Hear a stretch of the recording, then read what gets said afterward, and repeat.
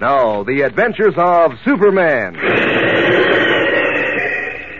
When Poco, Editor Perry White's curious little cook who speaks only in rhyme, called Jimmy Olsen at the Daily Planet and invited him to take a trip to the moon, Jimmy thought the roly-poly rhymester was either kidding or crazy. But evidently, Poco is neither. He has arranged to meet Jimmy at the secret laboratory of Professor Twiddle, inventor of the radar rocket. As we join Jimmy now, he is walking through the huge city room and has just stopped to look in at Clark Kent's office. Hi, Mr. Kent. Oh, hi, Jim. Come on in. Thanks. Say, Mr. Kent, do you know how far the moon is? You mean from the Earth? Uh-huh, yeah. Well, the distance varies, Jim, but it's approximately 250,000 miles. What? 250,000 miles? Well, that's not very far. Are you kidding? Well, now look, Venus is 26 million miles from the Earth, and Mars is 35. Gosh. And the moon is not made of green cheese, in case you're interested. And it doesn't have any man in it. Well, how do you know? As far as that goes, nobody really knows, I don't suppose, but scientists are pretty sure the moon has no inhabitants. Well, it couldn't have. Why not? It hasn't any moisture, Jim. Even flowers need moisture to live. Not only that, but the temperatures on the moon are brutal. During the day, the thermometer hits 260 degrees, and during the night, it drops to 240 degrees below zero. That's pretty cold. Yeah, it sure is. You're not thinking of a trip to the moon, are you, Jim? What? Oh, me? Why, gosh, no. Oh, don't look so shocked. Ever since the Army Signal Corps made radar contact with the moon a few weeks ago, every crackpot in the world is flying to the moon. You think they're all crackpots? Oh, of course. Uh-huh. Well, I gotta be going. Thanks a lot, Mr. Kent. Okay. I'll see you later. So long, Jim. If you decide to go to the moon, be sure to pick a nice, comfortable moonbeam. Leaving the Daily Planet building, Jimmy takes a cab to the address given him by Poco over the phone. It's a 3-story brownstone building in what was once a fashionable section of the city. Mounting the steps, Jimmy is about to ring the bell when the door opens and Poco motions him inside. A moment later, they are together in what resembles a living room. Poco is quivery with excitement. Oh, James, my friend, I'm so glad you're here. Each minute of waiting was like a year. If you hadn't come, I'd been in the middle with Gloomy Gus and Professor Twiddle. Now, wait a minute, Poco. Before we get into this, I want you to know I think it's a lot of horse feathers. Well, I just had a talk with Mr. Kent, and he says... Oh, holy Jupiter. What have you done? You shouldn't have spoken to anyone. Well, relax. All I did was ask Mr. Kent some questions about the moon, how far away it was, and things like that. He happened to mention that a lot of crackpots were talking about flying to the moon ever since the Army Signal Corps contacted it by radar. So this Professor Twiddle of yours must be a crackpot, too. Oh, he is he? Huh? I said he is he? Well, sure he's a crackpot if he thinks he can fly to the moon. Well, who are you? I, my young friend, am Professor Twiddle. What? Oh, hello. Bubble, bubble, I smell trouble. So, I'm a crackpot, am I? Professor Timothy T. Twiddle, A.B., M.A., Ph.D., F.R.S.C., L.L.D. is a crackpot. And pray tell, what are you? Well, I'm a newspaper reporter. Oh, so you're the young man Poco was telling me about. James is his first name, Professor Twiddle. His last name's Olsen. He has no middle. James Olsen, eh? And you think I'm a crackpot? Well, it's not me, sir. It's Clark Kent. Oh, Jiminy Creeker. We're getting deeper. Clark Kent? Who is he? Well, he's a reporter on the Daily Planet. Oh, another newspaper reporter, eh? Perhaps you could tell me why Mr. Parkbench calls me a crackpot. Well, his name is Clark Kent. A fig for his name. Why did he call me a crackpot? Well, he didn't call you a crackpot. You just said he did. I did not. You did so. I did not. All I said was that Mr. Kent said anyone who tried to fly to the moon was a crackpot. Really? Which side of the moon? There are two sides, you know. Are there? Are there? Are there? Of course there are.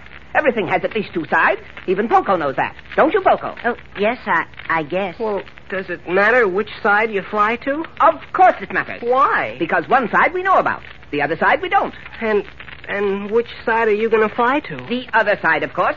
The side we don't know about. Anybody would be a crackpot to fly to the side we know about because there's nothing there. Absolutely nothing. Well, that's what Mr. Kent said. He said it had no moisture, and he said nobody could live on the moon. But he didn't say anything about size. Aha! That's the trouble. That's the big trouble. We only see one side of the moon because the moon revolves on its axis in exactly the time it takes for it to circle the Earth. So it always presents the same side to an earthly observer.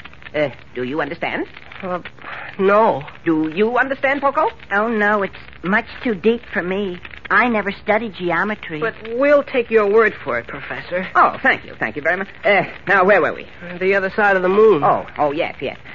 That's where we're going in my radar rocket, to the unknown side of the moon. Well, are we ready to leave? Well, ready to leave? You mean you're going now? And why not? Well, gosh, I can't go to the moon just like that. I'd have to get an okay from Mr. White, and I'd have to tell my mother and get my toothbrush. Fiddlesticks.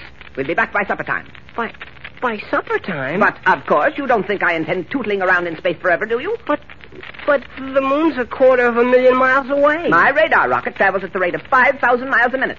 Now, how fast is that by the hour? By the hour? Well, let's see. 60 minutes in an hour. A brilliant observation. 60 times 5,000 would be...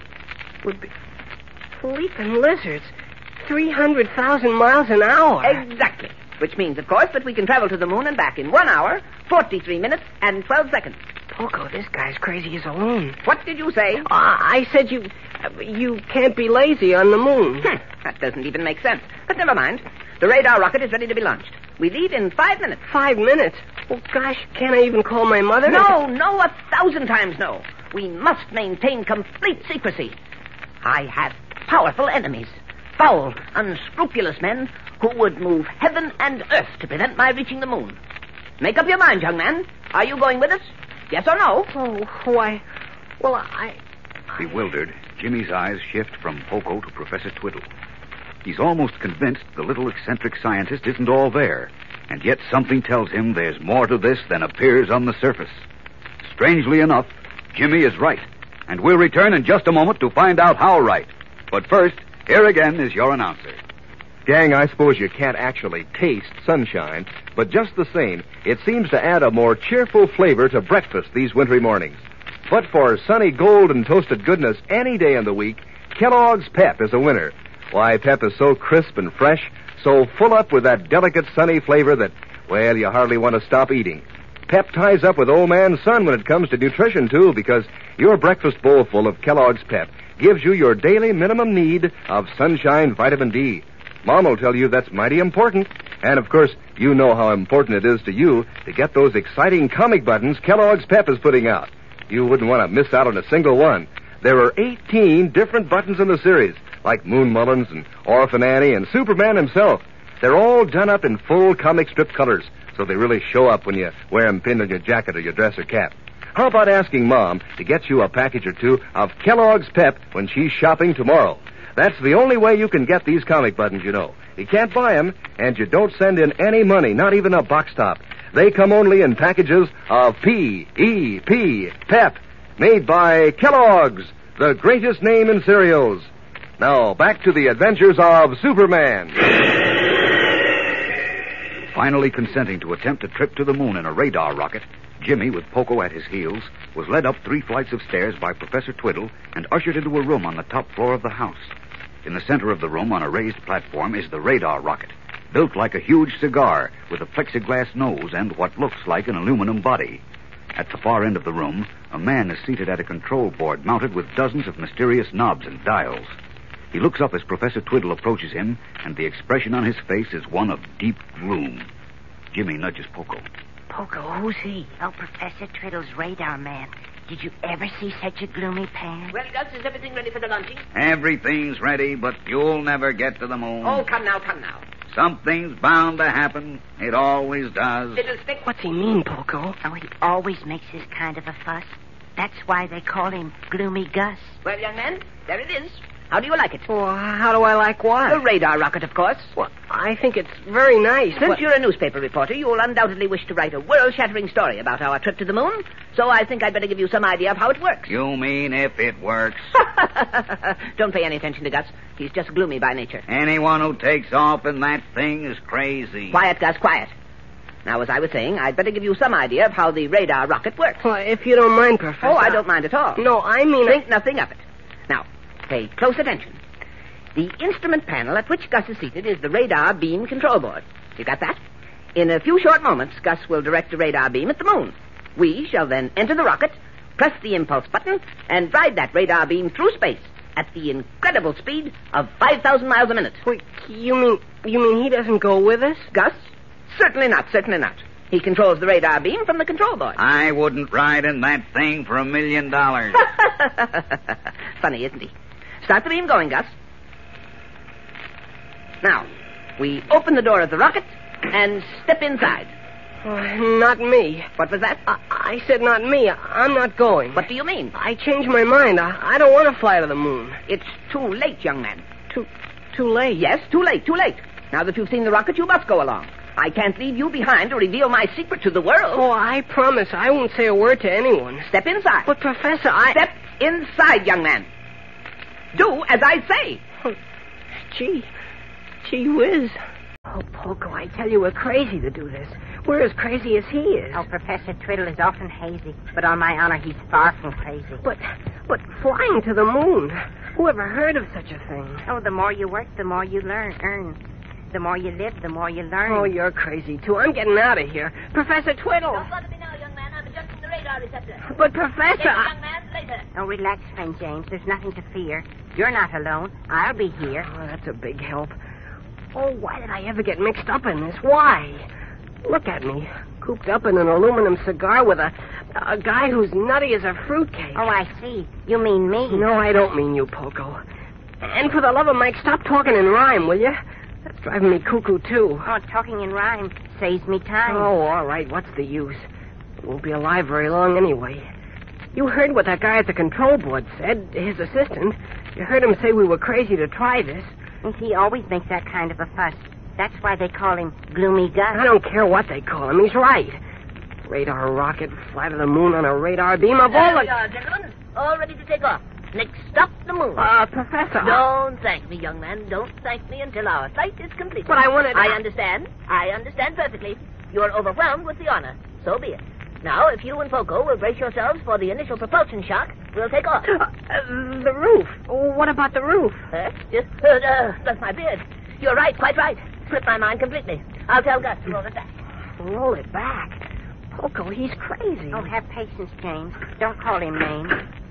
He's opening the door. Now's our chance to get out. Oh, no. We'll have to go. Gus, roll the roof back. Okay.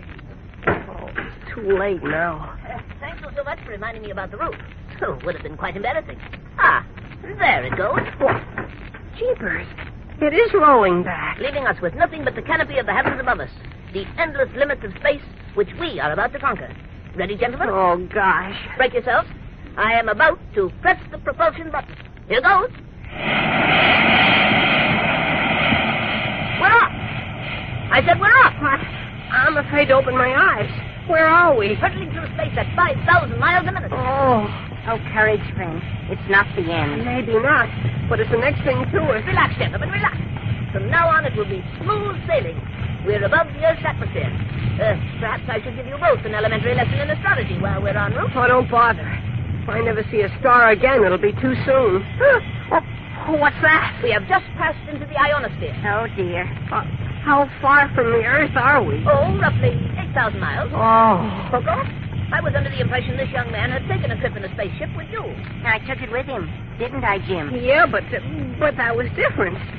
That was an accident. We touched something and it took off. Very unscientific, very unscientific. In my radar rocket, it will see everything is under control. Our course is plotted, guided, impulsed, and monitored under correct mathematical equations. We are as safe up here at this moment as we would be in... The lizards.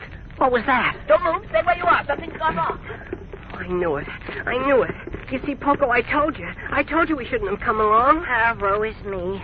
Such misery. You heard what he said. We're in trouble. Something's gone wrong. We have no radar impulse. Well, but didn't know what? No radar impulse. No feed. I don't know what he's talking about. He says we have no radar beam. Could all this, James, be just a dream? Well, I wish it were, but it isn't. Don't get excited. Don't lose your head. It's just temporary. I'm certain it's just temporary. Nothing's going to happen. Nothing's going to happen. Well, then what are you so excited for? Excited? Who's excited? Why, I'm just as cool as a cucumber. But don't you get excited. There's nothing to be excited about. Where's Professor Twiddle? Huh? I said, where's Professor Twiddle? What happened to him? Well, you're Professor Twiddle. Huh? Oh, yes, so I am. Silly of me. Where's Poco? Oh, Poco's right here, and I'm here, too, and we want to know what happened. Happened? You said something was wrong right after that big hiss. Yes, of course. The radar beam. We haven't any radar beam. What does that mean? What does it mean? Why, bless my beard, it means we're suspended in space. We're held between the Earth and the moon. Aren't we moving? Of course not, can't you tell? Oh, me, oh, my. Stuck in the sky. You mean we're just stuck up here? We can't move? Not without a radar beam. The gravitational attraction of the Earth is counterbalanced by the atmospheric depression of the ionosphere, placing us in a state of inanimate suspension. Oh, cut out the double talk. We're stuck up here. Is that it? Stating the matter simply, yes. How far are we from the Earth? Approximately 10,000 miles. Oh, murder. Don't get excited, don't get excited. Oh, stop telling me not to get excited. I'm not excited. I'm as cute as a cucumber. There, you see? You are excited, you are. Stop it, I said. My word. Now, look. You say we're stuck here. We can't go up and we can't go down. What are we going to do about it? Bless my beard, what can we do? Without a radar beam, we're helpless. Well, where is the radar beam? Why, it just isn't. It was cut off suddenly. Who cut it off? Bless my beard, how should I know? Well, look, the way I understand it, your assistant Gus, operating the radar set in your house, sent a beam up to the moon. Correct.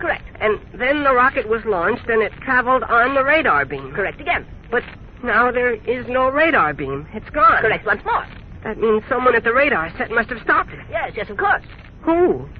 Bless my beard, I don't know. It couldn't be Gus, could it? No, 1,000 times no. Well, maybe the machine went on the blink. On the what? Oh, the blink. Maybe it's busted. I doubt it. I very much doubt it. This is the work of my enemies. Well, whatever it is, we're stuck up here until someone gets the radar beam working again, right? Yes, but we haven't much time. What do you mean? We're in the ionosphere, the region above the atmosphere. It has no oxygen. What? No oxygen? Then how are we breathing? We're breathing the oxygen from our own tanks. But bless my beard, we have just enough to last 24 hours. Just 24 hours, and then, well, that's all. Suspended in space 10,000 miles from the Earth, Jimmy and Poco listen in dazed silence as Professor Twiddle informs them they have only enough oxygen to last 24 hours. We'll be back in a moment for the climax of today's episode, so stand by. But first, here again is your announcer. You know what a certain young lady told me the other day? Well, she said that she's been saving on her allowance lately because she has a swell hobby. It's collecting comic buttons from packages of Kellogg's Pep. You see, you don't have to send in a single penny for these swell prizes, not even a box top. And yet you can have loads of fun with them, like trading duplicates, for example. Now, here's how that works. Suppose you get 2 buttons with Moon Mullins on them, but you don't have either Lillums or Superman in your collection. So you find out which one of your pals has an extra Lillums or a Superman to swap. And there you are. And while you're about it, you can compare notes on how many Pep comic buttons you've collected. See who's likely to be the first to get all 18 buttons in this series. Then, of course, there's the thrill of pinning a new button with the others on your jacket or your dress or cap for everybody to see. Now, you certainly don't want to miss out on all that fun, so ask Mom to get you some more of that super delicious whole wheat flake cereal, Kellogg's Pep, because that's the prize package that brings you these exciting comic buttons. Remember, you can't buy them anywhere. They come only in packages of P-E-P, Pep, made by Kellogg's, the greatest name in cereals. Now, back to the adventures of Superman. Night has fallen, and inside the radar rocket, suspended in space, all is quiet. Poco is curled up fast asleep, and Professor Twiddle is dozing, his bearded chin resting on his chest. Only Jimmy is wide awake. A tiny yellow light burns in the ceiling of the rocket, casting a weird glow on the metal ribs. Suddenly, Jimmy stiffens as the deadly silence is broken by an eerie sound. Professor Twiddle. Professor Twiddle. Eh? Yes, what is it? What is it? I heard something strange. Strange? What? Where? Listen. Bless my beard, it's the pigeons. Pigeons? Slipped my mind completely, good gracious. Be careful. Poco's asleep. Oh, how can anyone sleep in a place where people practically step in your face? Sorry, Poco. I'm getting the pigeons. Ah, my 2 lovely little beauties. You were lonesome, weren't you? Well, what did you bring pigeons along for? Now they'll just use up oxygen. On the contrary. Pigeons use very little oxygen, and they're sensitive to atmospheric changes. All birds are. Don't you know they use canaries and coal mines to test for poison gases? I brought these little beauties along as a safeguard, to warn us in case the oxygen apparatus fails to work. They'd know long before we would. Oh, that's a big help. Can they tell fortunes, too? Now, don't make fun of them, young man. Don't make fun of them. They may come in very handy. Well, hey, wait a minute. come in handy. Huh? Little lizards. Bless my beard, what is it? You bet they'll come in handy. Oh, boy, why didn't you say something about them before? Get a pencil. Get a piece of paper. Oh, boy. Oh, boy. Oh, boy. Those pigeons are going to save our lives. Get a pencil, Poco. A pencil and a piece of paper. Hurry. Oh, paper, pencil, hurry. Hurry, scurry, worry, scurry. Bless my beard, what are you doing with a paper and a piece of pencil? Oh, think, Professor, think. The pigeons. The pigeons? Bless my beard, pigeons can't fly. Oh, no, you don't understand. What are pigeons used for? Well, some people eat them. Oh, if that's what you're suggesting. No, not that. What else? Bless my beard, I'm really not a pigeon expert, you know. Oh, think, Professor, think. Pigeons fly, don't they? Why, yes, of course. They carry messages, don't they? Carry messages? Oh, you've heard of carrier pigeons. Bless my beard, yes. Well, that's what we're going to do. We'll send those pigeons back to Earth with messages. Poco, what about the paper and pencil? I've got the paper that I found, but there's not a single pencil around. Oh, never mind, bring the paper. I've got a pen. Just a minute, young man. Professor, could you please stop calling me young man? My name is Jim. Jim or Jimmy? Yes, of course. Now, look here. These pigeons... Here's the paper. Thanks, Poco. Oh, what were you saying, Professor? I was about to say that you needn't have bothered with the paper. Oh, how can we send messages down to Earth if we don't write them on paper? You can't send messages to Earth. Why not? One, these aren't carrier pigeons. And two, even if they were, you seem to forget we're suspended 10,000 miles above the Earth. How long do you think it would take for a pigeon to fly 10,000 miles? Oh, gosh, I forgot about that. Pigeons fly at a maximum speed of 50 miles an hour. Maximum, mind you, maximum. That means it would take them 200 hours to reach the Earth. At the moment, we have an oxygen supply sufficient for 18 hours. Well, it was a good idea anyway. James, supposing you dropped me down. Maybe I'd land in a village or town. There's no time for jokes, Poco. Oh, it isn't a joke. I'm quite sincere. Oh, I should be punished for putting you here. Oh, forget it. It's my own fault. X equals 4 squared over 12 in a ratio to C minus R7 plus 9. Huh? I was just thinking about the pigeons and your idea about sending messages to Earth. Oh, you said it couldn't be done. I was just thinking.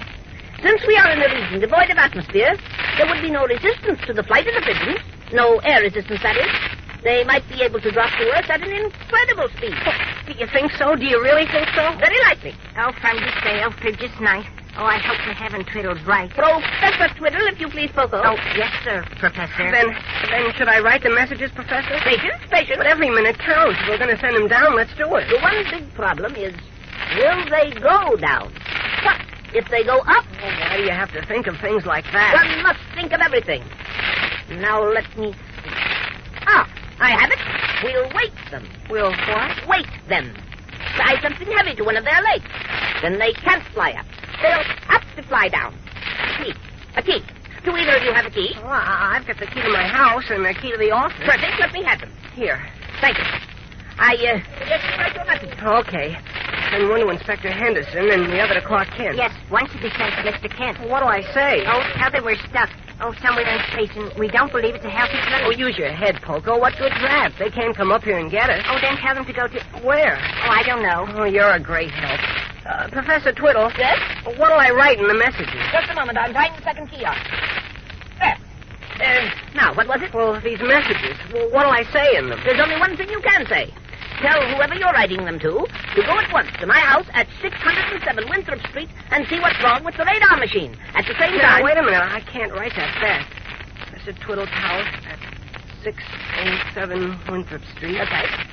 See what's wrong with radar machine. Correct. Okay, go ahead. Tell them to inform Gus we are suspended in the ionosphere without a radar beam. Without a radar beam. And to give us one immediately. Give us one immediately. Is that all? That's plenty. Well, I'll have to say something about our being stuck up here in this rocket so Mr. Kent and Inspector Henderson will understand. Yes, of course. Poco, while I'm writing out the second message, see if you can find some string to tie them on the pigeons. Oh, a rubber band would be just grand. Where are we going to find rubber bands? Oh, I think I've got a slew of them. Oh, yes, many more than 2 of them. Bless my beard, so he has. Oh, good boy, Poco. I'll be finished with this in a minute. Gosh, I sure hope it works. I, for one, wouldn't guarantee it. Well, if it doesn't, our goose is cooked. Oh, I wish I had a goose or 2. I'm getting hungry, aren't you? Keep away from those pigeons, Poco. Oh, it wouldn't help me if I took them. There isn't any stove to cook them. We can talk about it. Pigeons mean life or death to us. There. Both messages are written. Now, let's have the rubber bands, Poco. You'd better let me put them on the pigeons. They know my touch. All right, here you are. There. There's them my fine beauties. That's it, Professor. Talk to them.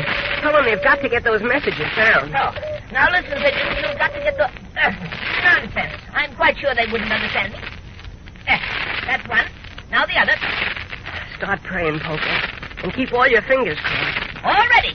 Good. Now, how do we get them out of here? We'll have to open the door. But just for a moment. We mustn't lose oxygen. I'll hold the cage while you move the bolts and swing the door open. Out of the way, Poco. We can't open the door too far. Just enough so it can fly out. I know. Then we must slam it shut fast. Now, the bolts first. Now the door, quickly. Whoosh! Out with you. There they go. Close the door, hurry. There. Bless my beard. I just remembered something. How stupid of me. Oh, what is it, Professor? Those pigeons can never reach the earth alive. There isn't enough oxygen. Oh, will they get there at all?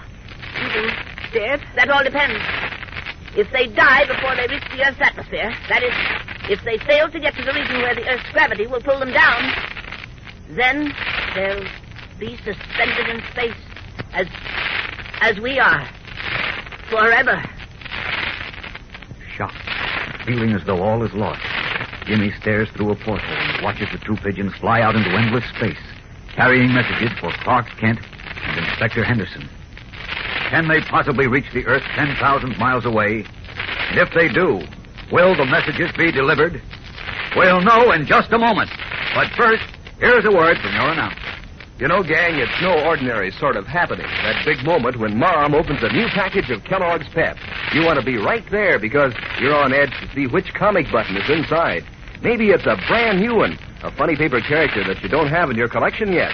And you're one more step on the way toward having all 18 buttons in the series. Or maybe it's a duplicate. Sometimes that's even more fun because then you can shop around among your pals and see who has a Pep comic button that you want to trade for. And, of course, it's always a new thrill to pin another button on your jacket or your dress or cap so everybody can see how many you've collected. These Pep comic buttons are so doggone smart-looking, and the colors are so bright and clear, and the pictures of your funny paper favorites look so true to life that, well, you'll be in a big hurry to collect all 18 buttons in this series. And you can, too. Sure, easy as anything. Just ask Mom to get you plenty of that super delicious whole wheat flake cereal, Kellogg's Pep. That's how easy it is to get these exciting comic buttons. You don't send in a single penny, not even a box top. And you can't buy them anywhere. Just look for your exclusive prize in every package of P.E.P. Pep, made by Kellogg's, the greatest name in cereals. Now, back to the adventures of Superman. Long hours have gone by since the pigeons were released into space. The darkness has melted into daylight. High above the Earth, Jimmy, Poco, and Professor Twiddle sit suspended in space. And with each passing minute, their hope wanes. Meanwhile, at the Daily Planet, Clark Kent, unaware of Jimmy's strange predicament, answers the phone as it rings. Kent speaking. This is Henderson, Kent. Oh, good morning, Inspector. On the job bright and early, aren't you? Well, early, but not too bright. Mr. Kent. What? It's about time you and that Olsen kid realized the police department isn't one of your playthings. What was that? You heard me. You've got more important things to do down here than take part in crackpot jokes. Oh, wait a minute. I don't know what you're driving at. This is what I'm driving at. I just got a long-distance call from the chief of police of Ellenville. So? It's a town in Pennsylvania. Well? Somebody picked up a dead pigeon with a message on its leg. Yes? The message was from me, from Olsen. What did it say? What didn't it say? Listen to this. Inspector Henderson, we are stuck up in the sky 10,000 miles above the Earth. What?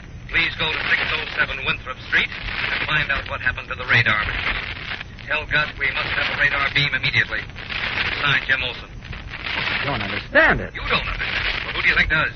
Now, look, Kent, when you see Olsen, tell him for me that I don't think this sort of stuff is funny.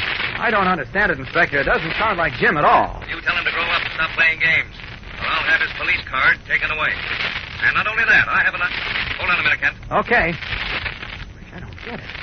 607 Winthrop Street. Radar. That doesn't make sense. Hello, Kent. Yes? Oh, it's Stevens from a town in Ohio. What? Somebody picked up another dead pigeon. Sent a message for you. For me? Yes, the same message, word for word. From Jim? Yes. Now, what's this all about? I don't know, Inspector, but I'm going to find out. Goodbye. 607 Winthrop Street. Off with these clothes. Uh-oh, that door's unlocked. If anyone comes in here now, I'm in a jam. There we are. That does it. Uh-oh, great Scott, here comes Lois. Up with the window. Out. And away! Let me help you with them, Doc. 4 hands is better than 2, huh? No, Rocky, these plans at Twiddle's radar machine are too valuable to trust your bungling fingers. Almost 24 hours to get them down on paper. Yeah, that's what I don't like. We've been here too long. I'm getting jittery. Well, don't worry, Rocky. Don't worry, he said. Look, suppose somebody finds out we cut off the, beam? Radar beam. Yeah, and left this professor guy cooling his heels up in the sky someplace. What's going to happen to us then? Well, nobody will find out. Says you. Maybe the professor told somebody he was going to take a trip to the moon. So when he don't come back... He didn't tell anyone except Gus, his assistant. You don't have to worry about him. How do you know he didn't tell anyone? Well, use your head. If it was known he was going to try to reach the moon, there would have been 100 newspaper reporters around his house, thousands of spectators. You haven't seen anyone, have you? No. Just a moment. I want to make sure I have drawings of every part of this radar machine. The invention's worth millions to us. Hey, you wouldn't kid me. Reason it out for yourself. Ever since man discovered there were other planets, he dreamed of traveling to them. Professor Twiddle's radar rocket not only makes interplanetary travel possible, it'll revolutionize aviation as we know it. Yeah, but why should any guy want to risk his neck going to another planet when he can stay in Brooklyn or Jersey, huh? And if he's got the dough, he can go down to Miami Beach in the winter. And some human beings are more curious than you, Rocky. And more farsighted. Yeah, suckers, I call them. But if they'll pay us millions, like you say, for them drawings you made, it's okay with me. Look, come on now, Doc. You got all the stuff in your briefcase. Let's blow, huh? Yes, I think I have everything. Poor Twiddle. Suspended in interplanetary space somewhere, or burned to a crisp by the direct rays of the sun. Well, I warned him he'd be wise to do business with me. Oh, never mind about him. Well, let's get going. Wait, Rocky. Haven't you forgotten something? Let me see. Got my gun in my pocket, my cap on my head. You haven't anything in your head. What about Professor Twiddle's assistant, Gus? Oh, yeah, you're right. I forgot all about him. You were going to leave him tied up in the closet, weren't you? How long do you suppose it'd be before he got loose and told the police about us? Well, leave it to me, Doc. I'll fix him so he can't tell the cops nothing. Hey, what's that? Sounded like something landed on the roof. Hey, Doc, look. The roof's opening up. Yes, it's rolling back. Rocky, who's that? What? A man in a blue costume and red cape. Holy... He's going to jump into the room. Quick, Rocky, let him have it. Okay. I'll take that gun. You mean you'll take what's in it? You're wasting your bullets on me, chum. Let's have that gun. I've got him, Rocky. You've got me, eh? Shoot, Rocky, shoot. I did, but the bullets bounced off him. Go crazy. Shoot again. Oh, still want to play, huh? Well, I hate to be rough, but you tried to commit murder, and I'm in a hurry. So I'll just wrap your heads lightly together like this. Get him. And again. And again. That should quiet you two for a few minutes. Now to get the chap in the closet untied and find out what this is all about. All right, relax. I'll have this gag out of your mouth in a moment. There. Oh, you got here just in time. They were going to shoot Yes, me. I know. I saw them. Okay, now start talking while I get these ropes off your arms and legs. Who are you? My name's Gus. I'm Professor Twiddle's assistant. Oh. Where'd you come from? Never mind me. Who are those two men? And what's Jim Olsen got to do with all this? The one with the red hair is Dr. Marsh. He cut off the radar beam yesterday and Radar stopped beam? the rocket. What rocket? Professor Twiddle's radar rocket. The professor's in it and Jim Olsen and Poco. What? They're stuck up in space somewhere. They must be dead by now. I told the professor not to try Wait a it, minute. but he wouldn't listen to me. Wait, I begged him- said wait. Are you trying to tell me that Jim Olsen and Poco are in a rocket? Yes, Professor Twiddle's radar rocket. They were going to the moon. The moon? I kept telling the professor no good would come of it, but he wouldn't listen. And now look what happened. Dr. Marsh and that fellow sneaked in here yesterday, right after the professor took off. They held me up and turned off the radar beam. So that's what Jim's note meant. The rocket's suspended in space. It was. Don't waste time talking. I suppose that's the radar machine over there? Yes, Then but... turn on the beam again. Hurry. Here, I'll help you to your feet. I'll turn it on, but it's no use. How do you know? Hurry. It's no use, I tell you. Why? They took off almost 24 hours ago. So? By now, the rocket must have been burned up by the sun, the electron streams from sunspots, or the cosmic rays in space itself. Never mind. Get that radar beam working. That's what I'm doing, but we're too late. Maybe not. There's no maybe about it. Even if the rocket wasn't burned up, they're still done for. They only had oxygen for 24 hours. What time do they leave? 10 minutes after 3 yesterday afternoon. It's 5 after 1 now, so they still have 2 hours to go. Well, how about that radar beam? Is it working? No, something's wrong with the machine. What? I can't get it working. Oh, if only the professor had listened to me. All right, never mind that. We've got to get that radar beam working. Let's check the connection. I just did, and they're okay. Something's wrong with the machine itself. Might take hours, even days, to find out what's wrong. Great Scott, then what'll we do? Even I can't search all through space for them. What'll we do? Helplessly, Superman and Gloomy Gus stand before the huge radar machine. And even the Man of Steel can see no way to help his friends. We'll return in a moment for the startling climax of today's episode. But first, here again is your announcer. Most everybody finds it pretty tough sometimes to get up in the morning the first time Mother calls. But I know a young fellow who beats his mother to the kitchen nowadays because he always wants to make sure there's Kellogg's Pep for breakfast, and because he wants to be on hand every time Mom opens a new package of Pep to get a new comic button for his collection. Yes, sir, those nifty comic buttons are real eye-openers. Full comic strip colors, bright red and blue and black on a gleaming white enameled background. And the pictures of your favorite funny paper characters are drawn clear and sharp, so they stand out like anything. You'd know them anywhere. Moon Mullins and Winnie Winkle and Superman and all the others. And it'll be a great thrill the day when you have all 18 buttons in this series. You'll be mighty proud, and they're so easy to collect. Sure, you don't send in any money, and you can't buy these comic buttons anywhere. All you do is to ask Mom to keep you supplied with plenty of that super delicious whole wheat flake cereal, Kellogg's Pep. There's an exclusive prize in every package of P.E.P. Pep, made by Kellogg's, the greatest name in cereals. Now, back to the adventures of Superman. On the top floor of Professor Twiddle's house in Metropolis, Superman and Gloomy Gus, the professor's sad-faced assistant, have just discovered that the radar machine is out of order, and they cannot direct a radar beam to their friends in the rocket, suspended 10,000 miles from Earth in the great emptiness of space. Now think, Gus. You helped Professor Twiddle build this machine. Sure, but it's got over 8,000 parts. Might take days to find out what's wrong. Oh. If only the professor had listened to me. I told him not to go. Wait. What's this? What? This open slot under this big steel arm. There are connections at both ends of the slot. Isn't something supposed to fit into it? Where? Right here. Jerusalem.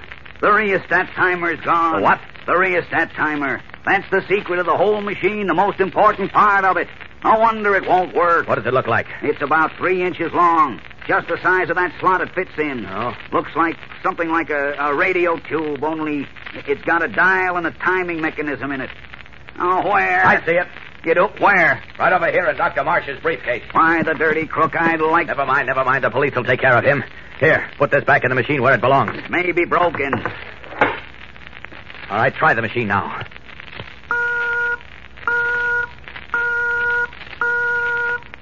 Well, is it working? Yes, but I'm sure we're too late. Maybe not.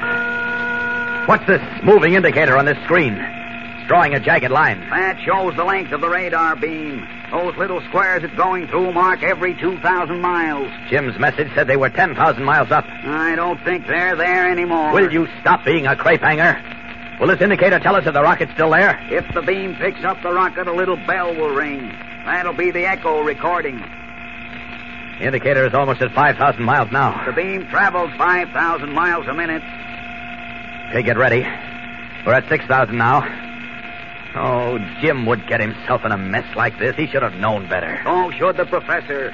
I kept telling him not to try it. I knew it wouldn't work. Well, it might work yet. The indicator shows the beam is 8,000 miles up now. In a moment, if the rocket is still there... It can't be. It must be. There isn't one chance in 100. No, sir. Not one chance in 100. Good work, Gus. You got the beam up 8,000 miles. Jim's message said they were stuck at 10,000. That was yesterday. Well, they must still be in the same position. There's nothing to move them in space. Maybe yes, maybe no. Oh, you're pessimistic. Isn't there any bright side? Sure. That's the trouble. There is a bright side. The sun, too bright. Probably burned the rocket to a crisp. I doubt it. I don't. Hold it. The beam's almost at the 10,000 mile mark. You said a bell would ring if it meets the rocket, didn't you? If it does. But take my word for it, the rocket's gone by now. Is that the bell? Looks like I was wrong. Oh, thank heaven you were. Quick now, reverse that beam and bring the rocket back. It can't be done. Why not? The rocket's monitored for the moon. It has to hit the moon to come back. Hit it. Yes. It's supposed to slow up when it reaches the moon.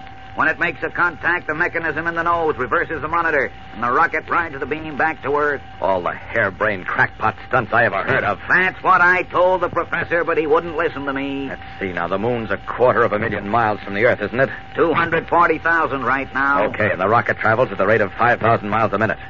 It's at the 10,000 mark now, so that means it'll take approximately 46 minutes to reach the moon. I'll get you a pencil. Never mind. You stay at the control board. I can do this in my head.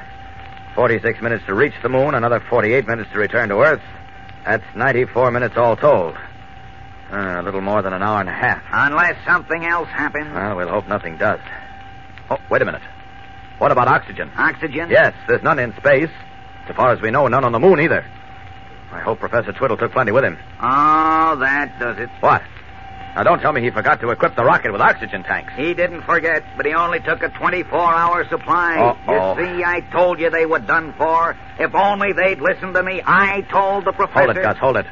What time did they leave yesterday? Yesterday afternoon. What time yesterday afternoon? I told you, 10 minutes after 3. They haven't got a chance. Take it easy. 5 minutes after 1 now. That means they have a 2-hour oxygen supply left. And if all goes well, they'll be back here in an hour and a half. If all goes well, but it won't. I'm sure it won't. Well, you were sure the rocket had burned up in space, remember? Just blind luck that it didn't. They can't be that lucky again. Something else will happen, you'll see. Let's hope you're wrong again. What does that indicator say? 30,000 miles. Still a long way from the moon. Too long. They'll never make it. They must make it. Keep that radar beam going, Gus. It all depends on you. Tensely, Superman watches the indicator on the radar screen touch 40,000 miles, through 50, and in his mind's eye he visualizes the rocket like a tiny silver bullet hurtling through limitless space. Beads of perspiration stand out on his forehead as the indicator climbs slowly to 80,000, 100,000, 150,000, and finally 200,000. Meanwhile, inside the rocket, Professor Twiddle is beside himself with glee. They said I couldn't do it, eh? Look ahead through the plexiglass nose, young man. You too, Poco. Tell me what you see. What? Gosh, what is that out there? Oh, me, oh, my. It fills the sky. Don't be alarmed, don't be alarmed. That's our destination. Oh, you mean? The moon? Yes, indeed. We're very close to it now. Looks quite different from up here, doesn't it? Oh, it's so big. The diameter of the moon is about 1/4 that of Earth. Golly, I didn't know it was that big. What are those tall things sticking up on it? Mountains? You mean there are mountains on the moon? Actually, that's all the moon is. A mass of mountains and craters, covered with meteoric dust. Of course, I'm speaking about this side of the moon. Nobody has any idea what the other side is like. What other side? You have a short memory. So I'll explain again. The moon revolves on its axis in exactly the time it takes for it to circle the Earth. Therefore, it always presents the same side to the earthly observer. Is that clear? I guess so. Oh, to me, it's just as clear as mud. But it's mathematics. I'm a dud. You don't have to know mathematics to realize everything has two sides, Poco. One side of the moon we know about. The other, we don't. But we're going to find out. Imagine, in just a few moments, we'll touch the moon. Touch it?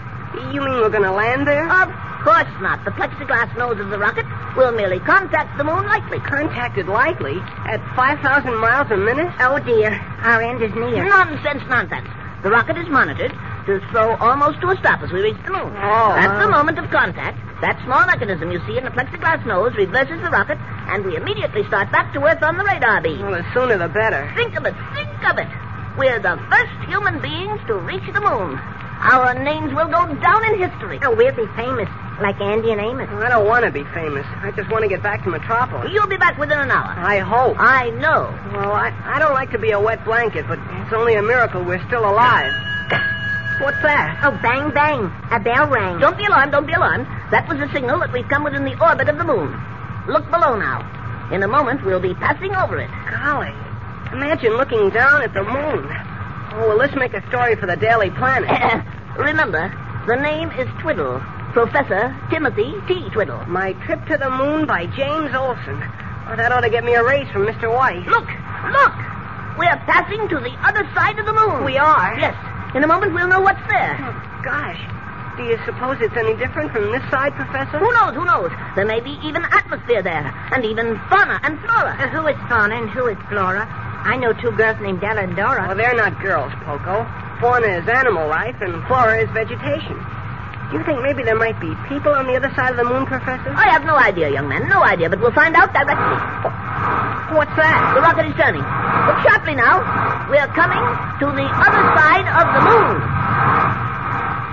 Tense and eager, Jimmy Olsen, Professor Twiddle, and Poco peer through the plexiglass nose of the radar rocket, about to see what no other human eyes have ever seen. What is on the other side of the moon? We'll be back in a moment for the startling climax of today's episode. But first, here again is your announcer. You know, gang, one of the best things about collecting comic buttons from packages of Kellogg's Pep is that everybody can share in the fun. All your pals are doing it, too, so you have lots of fellows and girls to trade duplicates with.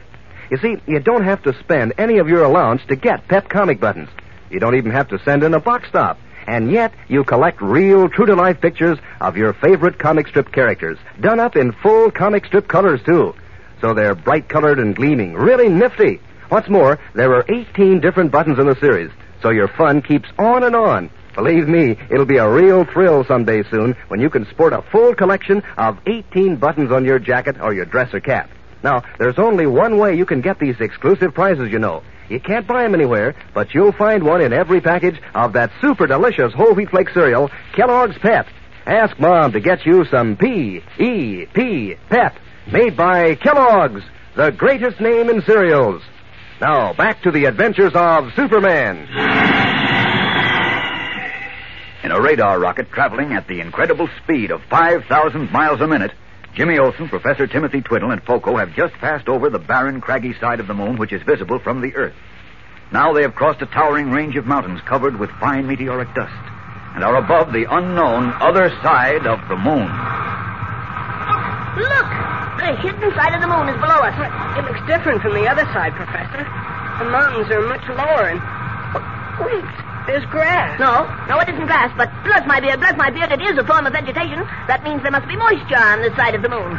Perhaps even atmosphere. But you mean there's air for people to breathe? I wouldn't be too sure about that. I don't see any form of animal life. No, I don't either. It looks deserted. Ethan, listen. What's happening? Don't be alarmed. Don't get excited. Everything's all right. But we're falling. No, we're not. We're just circling down to make contact. The moment we touch, we'll swing around and return to Earth. You hope. Professor Twiddle knows. Yeah, but James Olsen doesn't like this. Well, neither does Poco, and that's no joko. Oh, we're getting lower and lower. Golly, Professor, are you sure we'll head back to Earth as soon as we touch the moon? No doubt about it, young man, no doubt about it.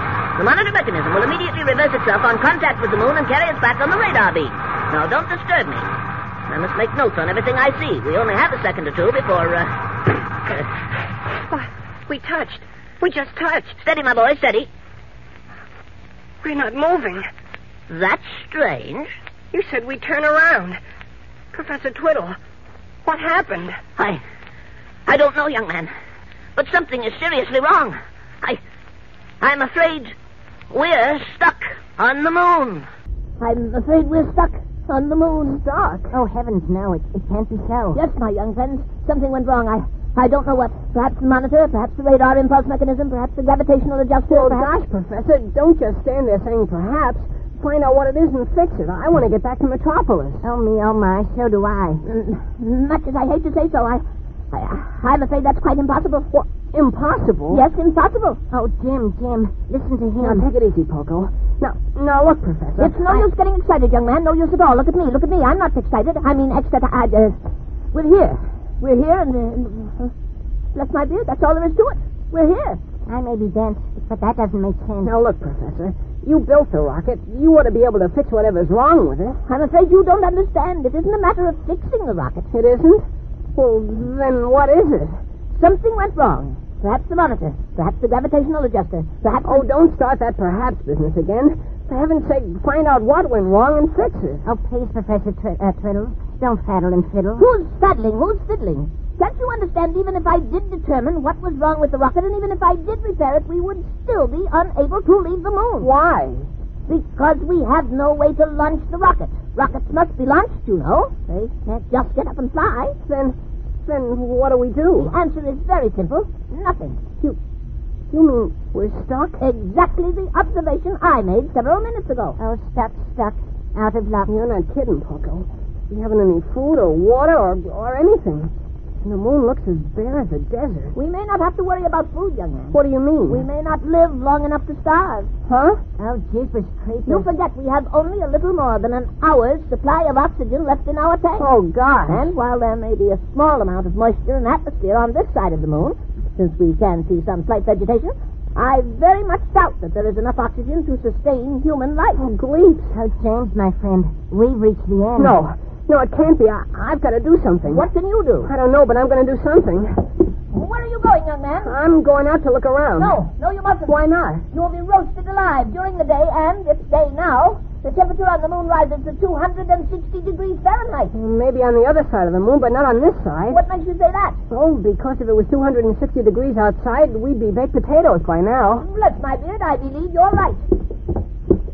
You have brains, young man. You really have. Thanks. How do you get this door open? Wait.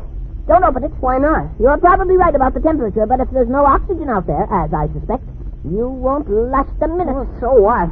I'd rather be finished in a minute than wait like a rat in a trap for our oxygen supply to give out. Maybe there is some way of saving ourselves.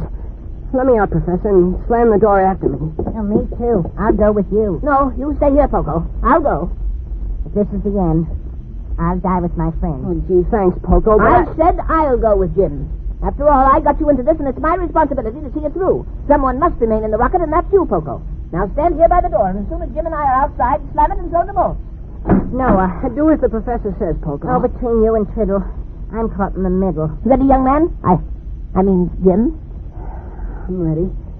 Be seeing you, Poco. Oh, me, oh, my. Goodbye. Come on, Jim. Quickly. Okay. Slam the door, Poco. Stepping out of the rocket, Jimmy Olsen and Professor Twiddle set foot on the surface of the moon. What will happen to them? We'll return in a moment to find out. But first, here again is your announcer. You know, gang, old man Sun does a lot more for you than just make a suntan in summertime. Sure, he's the guy who makes vitamin D for you, the sunshine vitamin that helps you grow strong bones and sturdy teeth. But now, in wintertime, when the sun doesn't do quite such a good job, it's an especially fine time to eat lots of Kellogg's Pep for breakfast, because this sunny golden toasted cereal gives you your daily minimum need of sunshine vitamin D, plus twice as much vitamin B1 as sun-ripened whole wheat in every bowl. And is it good? Why, Pep is loaded with golden toasted flavor, crisp and crunchy as can be. Besides, there's the prize you get in every package. Yes, sir, these Pep comic buttons are real humdingers, speaking likenesses of your favorite funny paper characters done up in full comic strip colors on gleaming white buttons. But remember, the only way you can get these exciting comic buttons is in packages of Kellogg's Pep. You don't send in any money, not even a box stop, and you can't buy them anywhere. But every time your family opens a new package of Pep, there's your exclusive prize. So, gang, you'll want to eat lots of P-E-P, Pep, made by Kellogg's, the greatest name in cereals. Now, back to the adventures of Superman. Trapped on the moon with only 1 hour's supply of oxygen left, Jimmy Olsen and Professor Twiddle decided to chance instant death by leaving the rocket. As we join them now, they have walked several yards on the barren surface. Around them tower high mountains covered with a silvery meteoric dust that shimmers in the dazzling rays of the sun. A thin, wiry stubble of coarse grass seems to be growing out of the silvery dust. A low, eerie wind blows, and it is strangely dry. It seems to have no moisture, no smell of soil and trees like the winds on Earth. And its empty sound is the only sound on all the moon, save for the crunching footsteps of Jimmy and Professor Twiddle. I can breathe, Professor. I can breathe. Why, bless my beard, so can I. There must be an atmosphere on this side of the moon. There must be oxygen. How hot would you say it was? I would guess in the neighborhood of 100 degrees. That's plenty hot. Yeah, but we can live in it. Can we? Of course we can. Well, what are we going to eat? Huh? Oh, dear me. Yeah, and drink. Now, bless us, I was so amazed with there being an atmosphere to sustain us that I quite forgot about food and water. We do need those things, don't we? I don't know about you, but I do. I'm so hungry now, I could practically eat that grass or whatever it is. But of course. Stop a minute. What is it? The grass. What about it? It's dry, but maybe water in it. Water? Certainly. It's vegetation, isn't it? Vegetation can't live without water. Well, I wouldn't say this stuff was living. It looks dead to me. You may be right. Let me chew some of it. How does it taste? It has no taste at all. Nor has it any moisture, and I'm quite sure it isn't digestible. Well, that's that. Oh, boy, are we in a pickle. Pickle? What about a pickle? I said we're in one. Oh, I thought you said you had one. Yes, indeed, we certainly are in a pickle. In fact, I've never been in such a pickle as this pickle in all my life. Neither have I. If only we... What's that? What? Don't you hear that noise? What? Yes. What is it? That's what I want to know. Please, look. Dear me, what is it? Look, all around us. Can't you see those things coming out of the ground? What, bless my beard, yes. Long, thin spirals, like black corkscrews. Yes. Sleeping lizards. Look, Professor. There comes a head out of the ground. Good gracious. And there's another, and another, and another. And there come their bodies. Sleep. They're little men. Bless my beard.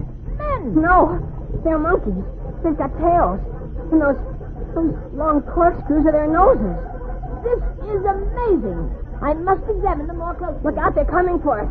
Come on, Professor, back to the rocket. Oh, dear me. They're pursuing us. We've got to get into the rocket. Poco, open the door. Poco! Hurry, Jim, hurry. Poco, open the door. He heard us. The door's open. Step on it, Professor. They're gaining. Oh, bless my beard. Bless my legs. Bless my soul. Here we are. Dive in, Professor. Slam the door, Poco. Oh, hurry, scurry. Oh. We made it by an eyelash. But they're swarming all over the rocket. What do we do? Alarmed, Jimmy Olsen, Professor Twiddle, and Poco stare through the plexiglass nose of the rocket at the strange, frightening moon creatures with their long, corkscrew-like noses, swarming over the rocket like huge beetles. Meanwhile, 250,000 miles away, in Professor Twiddle's house in Metropolis, Superman stands at the radar control board with gloomy Gus, the professor's sad-faced assistant. 5 o'clock, Gus. The rocket should have been here 15 minutes ago. Something must be wrong. I told you they'd never make it. Well, there's only one thing to do. I've got to look for that rocket. You'll never find it. It's lost in space. I'm going to try. Now, look, you keep the radar beam going. I'm going to follow it. You can't live up in space. There's no oxygen, and the direct rays of the sun will burn you alive. I'll find out soon enough. All right, roll the roof back. But I tell Roll you... it back, I said. Hurry. Okay. There you are. But if you'll listen to me... You just keep that radar beam going. And wish me luck. Up!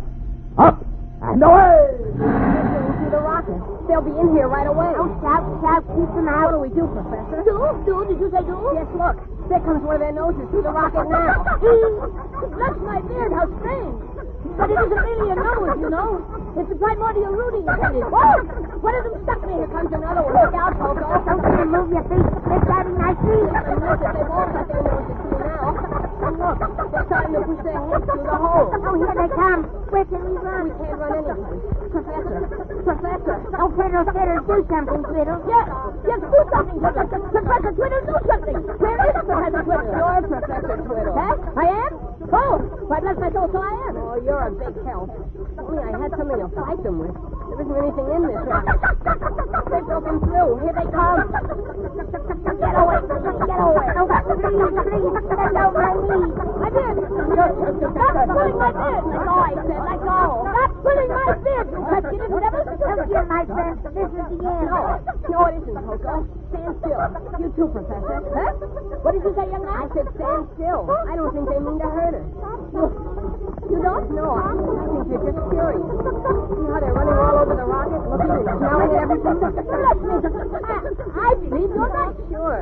Look how those two are patting Poco's face. Boy, they're friendly. Oh, woe is me. That's misery. Don't be afraid, Poco. They like you. I wish to get friendly with you at Twiddle. I don't like them hanging around my middle. This is amazing. Truly amazing. They must be a primeval species of Homo sapiens. Where is my notebook? I must make notes on this. Amazing. Truly amazing. I shall call them Homus Lunas. Homus Lunas? That's good. Well, they're all coming around you now, Poco. Who said nobody loves a fat man? Oh, help us, Jim. Oh, can't you see? You're getting ready to drill through me. Don't be silly, Poco. They like you. Gosh, they're cute. Look, they want to be petted. Oh, what they wanted, I wanted. Two different things. I'd give all I own for a strong set of wings. Amazing. Truly amazing. These little creatures are clearly a species of primeval man. How astounded the scientific world will be when I publish my paper on this expedition. Where do you expect to publish it, Professor? Where? Why, my publisher's in the Tropics, of course. And how do you expect to get it to them? How? Well, Bless my beard, I quite forgot we were stuck on the moon. I guess you did. And thinking of it reminds me, I'm still hungry. Now that you mention it, I'm a little hungry myself. And I'm extremely thirsty. Well, there's no food or water on the moon. Say, wait a minute. These little moon guys. Oh, no. That's something I condemn. They may eat me, but I won't eat them. Who said anything about eating them? But they must eat and drink, too. We could find out where they get their food and water. We know where. Where? Under the surface of the moon, where there must be moisture and fertile soil. These little creatures have their civilization deep in the earth. I mean in the moon. Similar to the moles and gophers and ants on our own planet. Well, maybe we can dig down to it. Oh, how smart. Let's start. Unfortunately, we haven't been favored with the peculiar nasal drilling apparatuses of our little moon friends. Oh, we can dig with our hands. It's possible it would take weeks. Then how? Wait a minute. They're so friendly, especially to Poco. Maybe you can get them to bring us something to eat. And just how do you intend to have Pogo manage that? Why, I don't know. Of course you don't. Of course you don't. Oh, they do seem fond of me, all right. But how do I tell them of our plight? They don't speak. They squeak. Maybe if you made eating motions, Poco. You know, chew. Ridiculous. Try it. No, it doesn't work. There must be some way. Wait, I think I know. How? I think if we... Hey, what's happening? The moon creatures are running away. Oh, wait, they can't. Come back, fellas. Come back. Oh, what on earth? I mean, what on the moon I happened? don't know. We didn't do anything to scare them, but something must have. Get them disappear under the ground. They leap and come down spinning on their drilling appendages. Oh, I must make a note of it. What's that, Professor? Don't interrupt me now, young man. I must get my notebook. But listen, what's all that noise? Noise? Well, yes. Yes, I do hear something. What is it? I don't know. Oh, it's a terrible sound, and it's all around. I can't imagine what it is. Well, neither can I. Even lizards, look. What? Where? Oh, up there in the air. Great big birds. At least I think they're birds. What? Good heavens. Yes, indeed. Bless my beard, bless my eyes. I've never seen anything like them. What are they? That's what I'd like to know. Look. They're diving down at the little moon creature. Oh, they got one of them.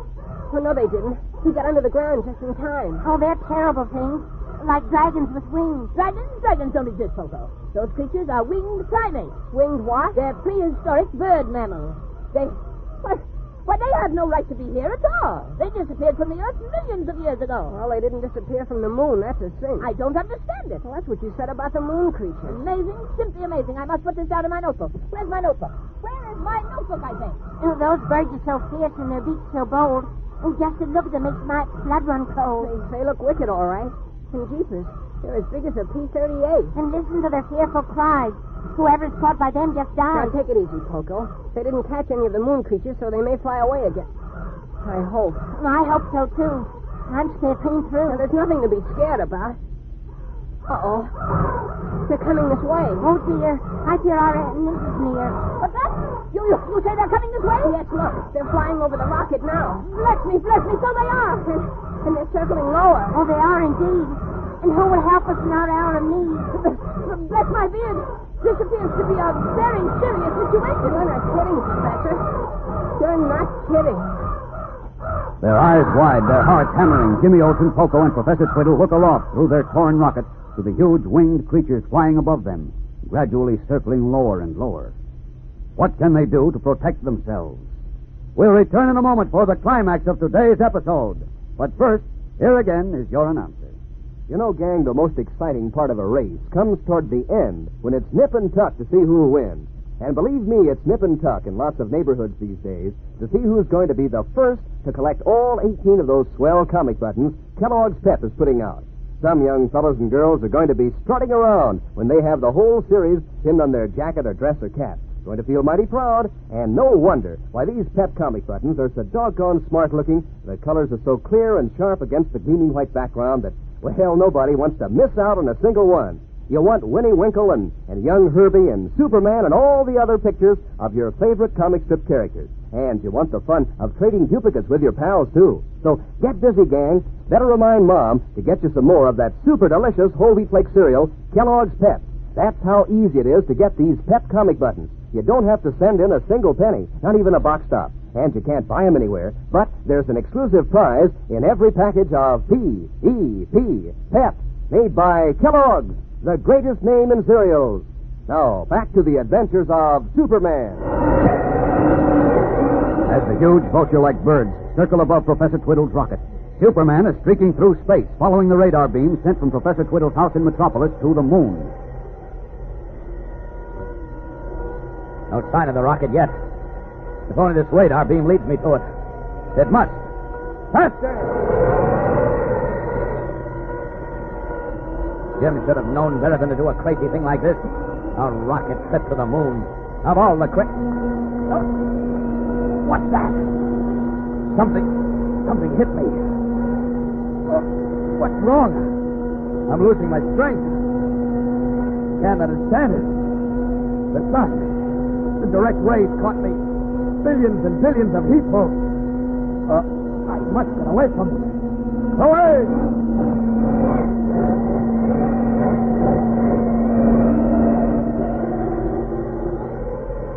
There. That's better. I'm all right now. I can go on.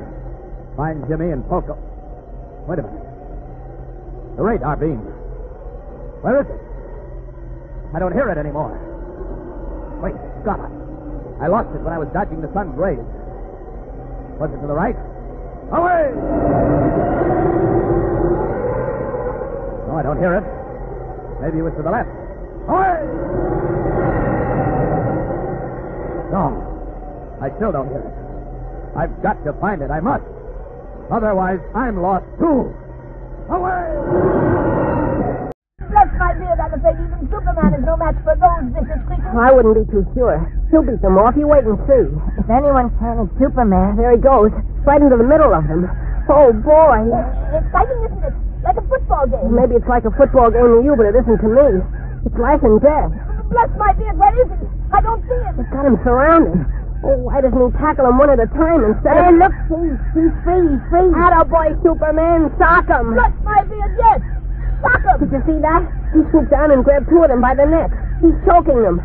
Look at him drop, deader than doornails. I must get one of those wing mammals as a specimen. Hey, Professor, come back. But this is a scientific expedition. Come back, I said. Don't go out there. Yes, my dear young man, don't you realize those winged mammals are an anthropological rarity? They're extinct. Oh, do tell. You mean they smell? No, Poco, no. Extinct. It means they no longer exist. They vanish. Oh, vanish my eyes. They're up in the sky. I mean from the earth. Oh, look, fellas, cut it out, will you? We're still in trouble, even with Superman here. He's having a hard time of it with those birds. Look at him up there. I was afraid he'd be no match for them. You'll recall I mentioned it. All I can tell you is if he isn't, no one is. Look, he's got two more of them by the neck. Look, my dear. Wham! See that? He's using the two he caught to wallop the others. Oh, boy! They're dropping like flies. It's incredible. I told you he'd find a way. Look at him falling over there. Oh, Jim, this is great. Oh, you bet it is. Now maybe we'll get off the moon. How can we? Look at this rocket, full of holes made by those peculiar moon dwellers. We certainly can't fly through space in this condition. Oh, forget the rocket. We've got Superman. He'll take us back to Earth. Look, the rest of the birds are giving up. They're flying away. Oh, golly. Come on. We're safe now. We can go out. Come on, Professor. Come on, Poco. Yes, good. I can't move. If you don't mind, I'd rather rest and stay behind. Okay, Poco. We'll be right back. Come on, Professor. Yes. There's dead birds all over the place. I wish you'd stop calling them birds. They're winged mammals. Oh, mammals or camels. They've got wings and they're birds to me. Hey, Superman. Superman, it's me, Jim Olsen. Here he comes, Professor. Pull up.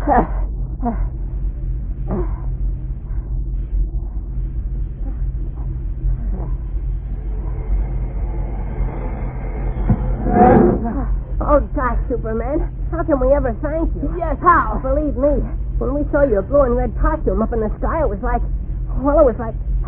Gosh, I don't even know how to say it.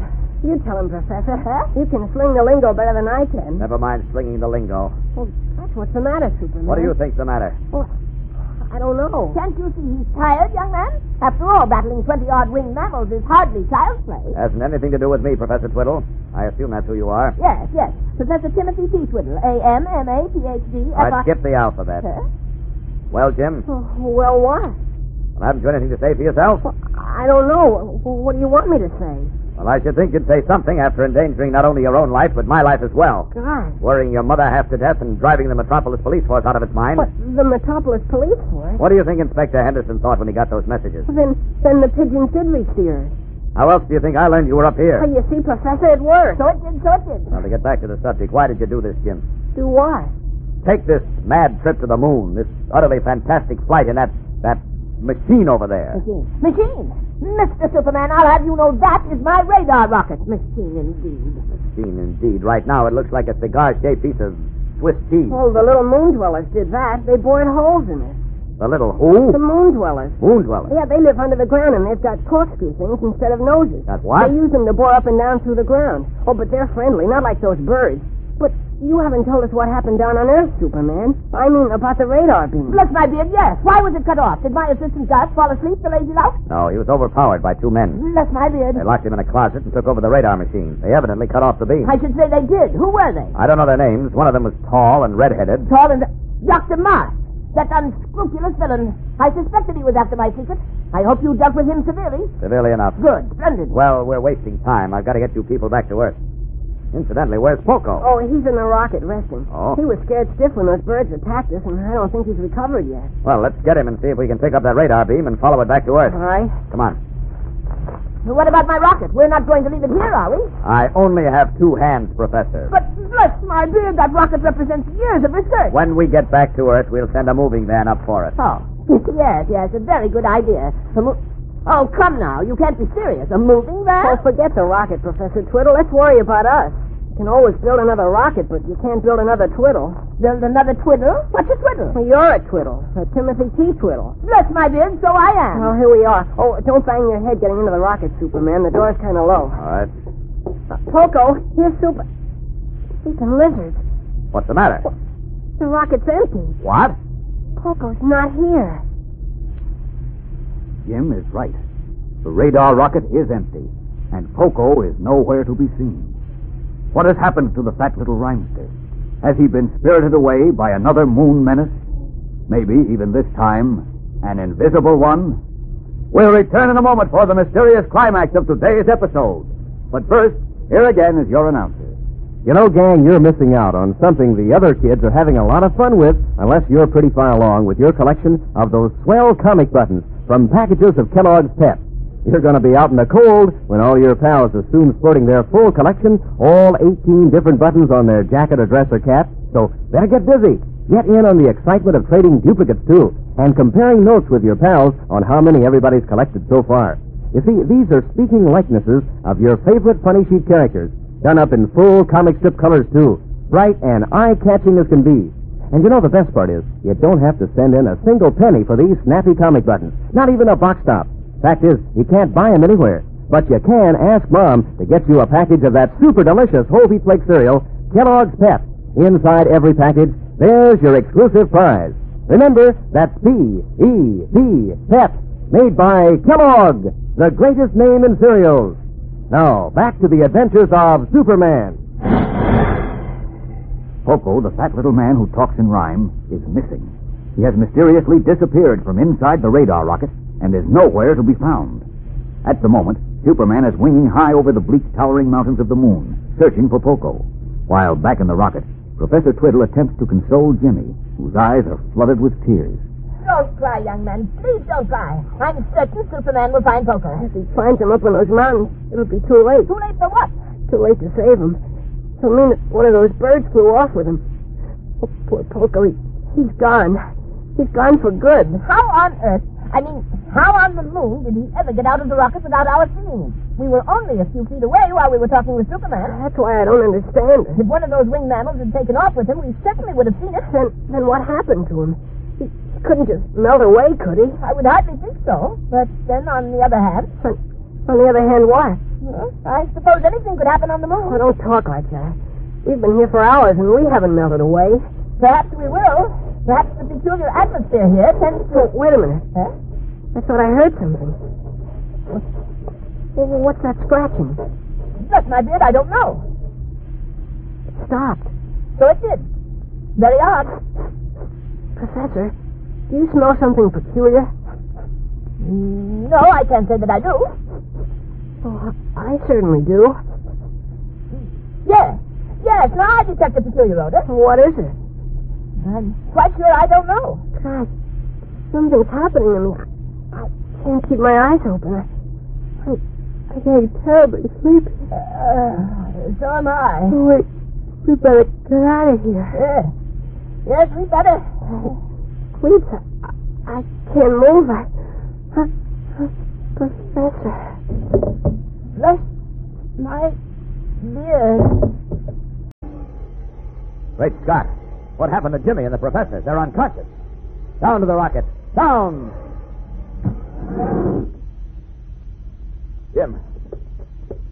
Jim, what happened here? Oh, he's out cold. So's the professor. Peculiar odor in here. I better get them outside. Up with them. There. That's better. Now, Jim. Wake up. Jim. But they've been drugged. But how? By whom? Wake up, Jim. Oh, 10 or 15 minutes. I don't understand it. All right, Jim, boy. Come on. Now, wake up. Wake up. Sleepy. I know. Wake up, Jim. Wake up. Oh, Superman. That's right. What happened, Jim? The professor. He's right here beside you. Oh. He hasn't come to yet. Bless my beard. All right, come on. Wake up, Professor. You're all right. Poor Poco. Poor little Poco. Superman, did you find Poco? Is he alive? Whoa. Take it easy now. He's just mumbling. But what about Poco? Where is he? I don't know, Jim. I couldn't find him. Golly. Bless my beard. Where am I? Where you were 10 minutes ago. On the moon. On the moon? Heavenly days, what am I doing on the moon? That's what I'd like to know. Snap out of it, Professor. You were asleep. Asleep? Asleep? Bless my beard, now I remember. We both fell asleep, didn't we? Both at the same time? Yes, I smelled something funny in the rocket. No. First there was a strange little scratching sound. That's right. Wait a minute. What do you mean by a scratching sound? I'll tell him, Professor. You get too excited. Excited? Excited? Who's excited? Why, I'm pure as a cucumber. Yes, you certainly are. Now, let's get back to that scratching noise. Where did it come from, Jim? Well, I don't know it. It only lasted for a few seconds. Then I got that funny odor. So did I. And the next thing I knew, I couldn't keep my eyes open. Neither could I. And then I guess I fell asleep. So did I. Neither of you fell asleep. You were drugged. Bless my beard. Drugged? Well, how could we be?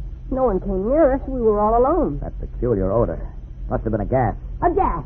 An hypnotic gas. Very likely. But where did it come from? That's what we've got to find out. In fact, it may give us a clue to Poco's disappearance. You mean Poco turning the gas? Oh, of course not, Jim. Then I don't know what you mean. Well, let's take a look inside the rocket before we do any more speculating. Will you wait here a minute? I'll see whether the odor's gone. All clear. Come on. Go ahead, Professor. Thank you, young man. Thank you. Now, where were you two when all this happened? Oh, we were sitting right over there. I was on the left and the professor was on the right. I believe it was vice versa. No, it wasn't. I'm sorry, young man. Never mind. It's not important. Oh, but this is. What? See these tiny holes drilled in the bottom of the rocket where you were sitting? Bless my beard. What are they? Evidently, the gas came up through these holes. That doesn't quite make sense. There's nothing under the rocket. The rocket is resting on the surface of the moon.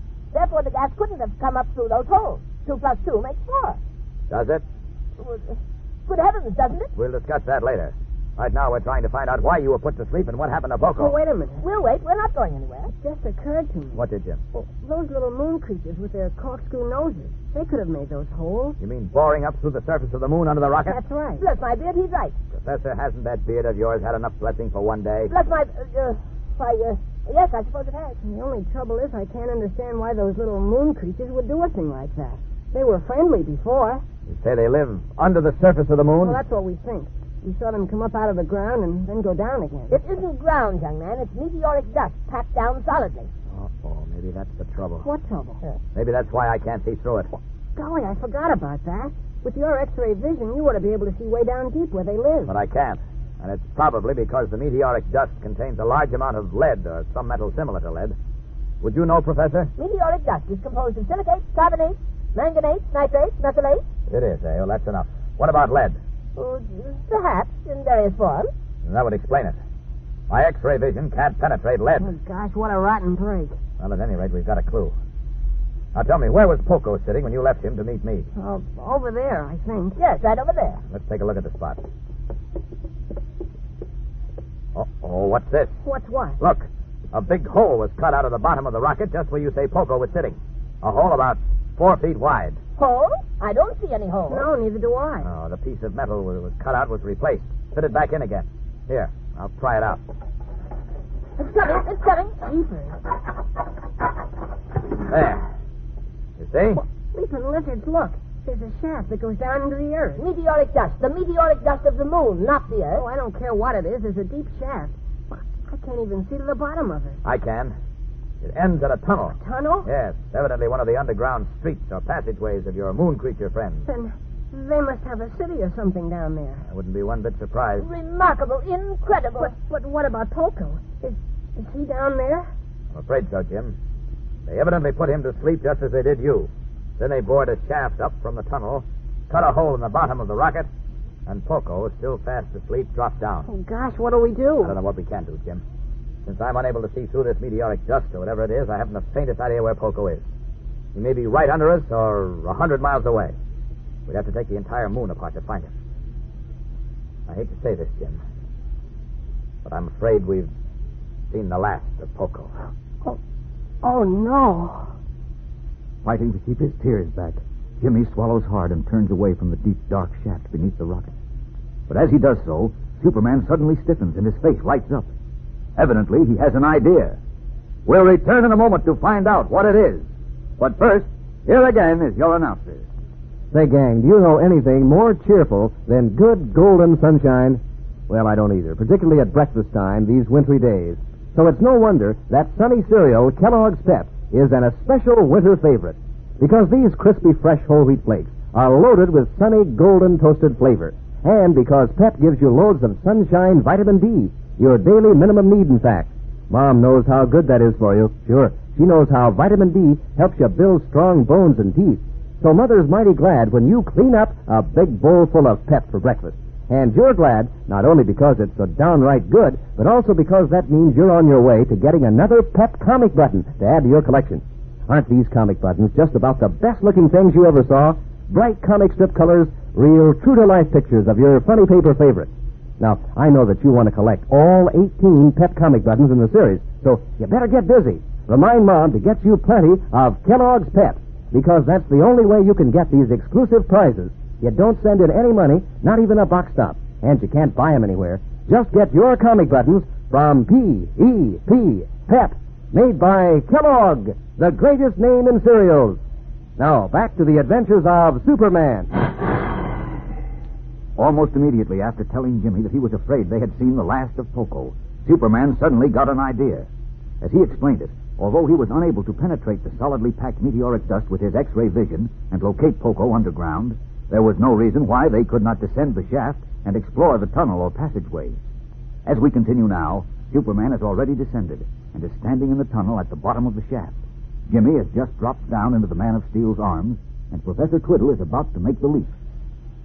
All right, come on, Professor. Just drop down. I'll catch you. Are you sure? Of course I'm sure. You saw me catch Jimmy, didn't you? Yes, but I've seen baseball players catch baseballs, but sometimes they drop them. Come on, Professor. Superman never drops anything. I hope this isn't the first time. Well, what about it, Professor? I'm getting my courage up. Maybe you'd prefer staying up there. Hello? I should say not. All right, here I come. I'm ready. 1, 2, 3. Oh. Brush my beard. Am I all right? Perfectly all right. Here, stand up. Can I? Of course you can. There. Amazing. Simply amazing. Now, let's get ourselves organized. As you can see, it's pitch dark down here. You mean as we can't see? Well, either way. However, darkness doesn't bother me, so I'll lead the way.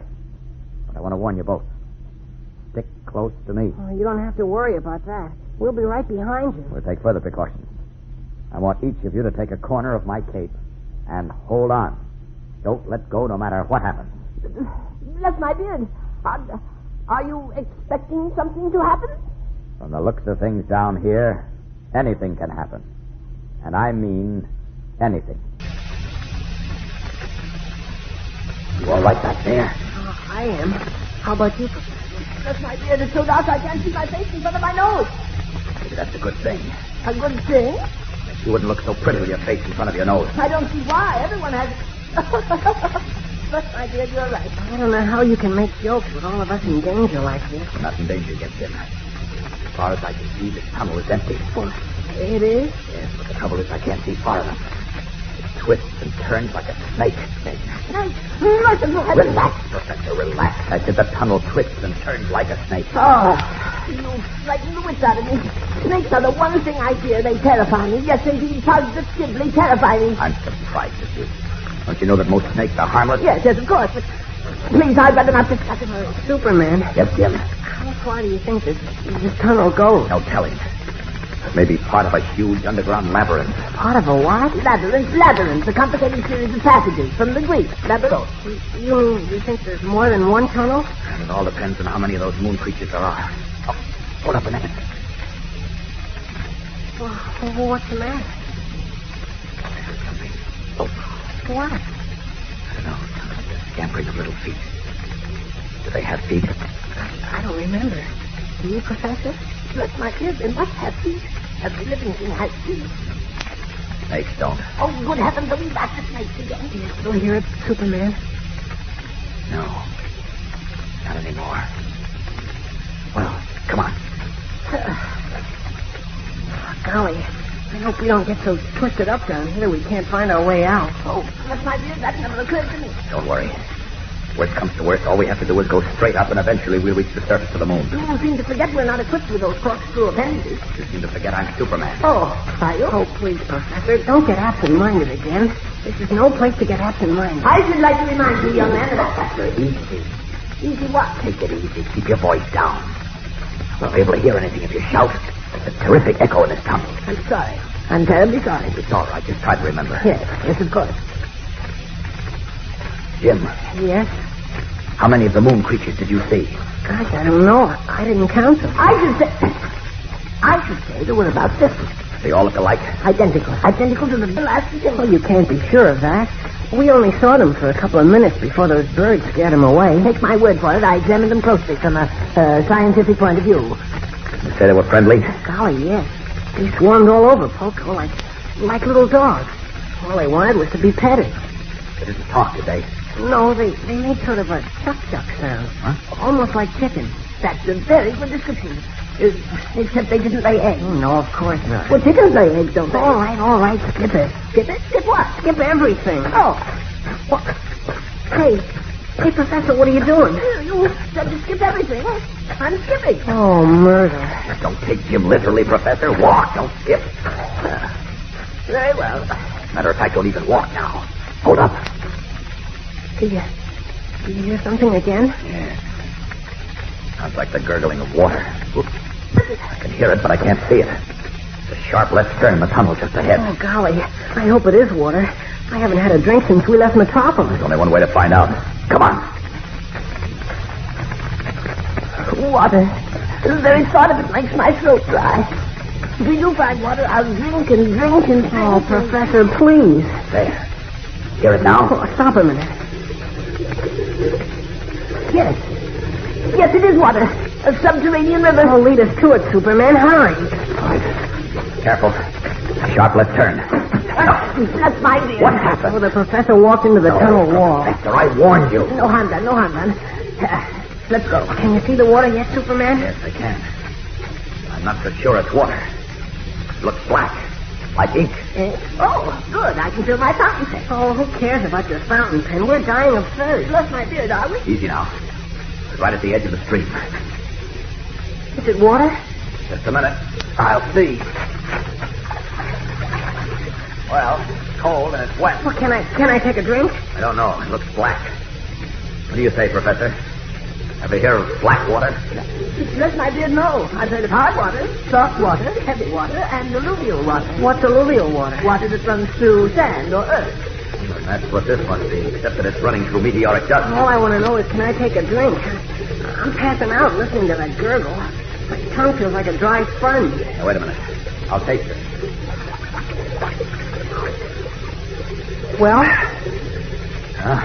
Tastes all right. Golly, let me at it. Yes, my dear, let me at it, Easy, too. now, easy. One at a time. All right, kneel down, Jim. Oh, boy. All right, wait a minute. Brace yourself and lean over. No, wait. I think you better stretch out on your stomach, and then we can... Oh, stop. Superman, what do we do? Stay where you are. Don't move. I'm going after.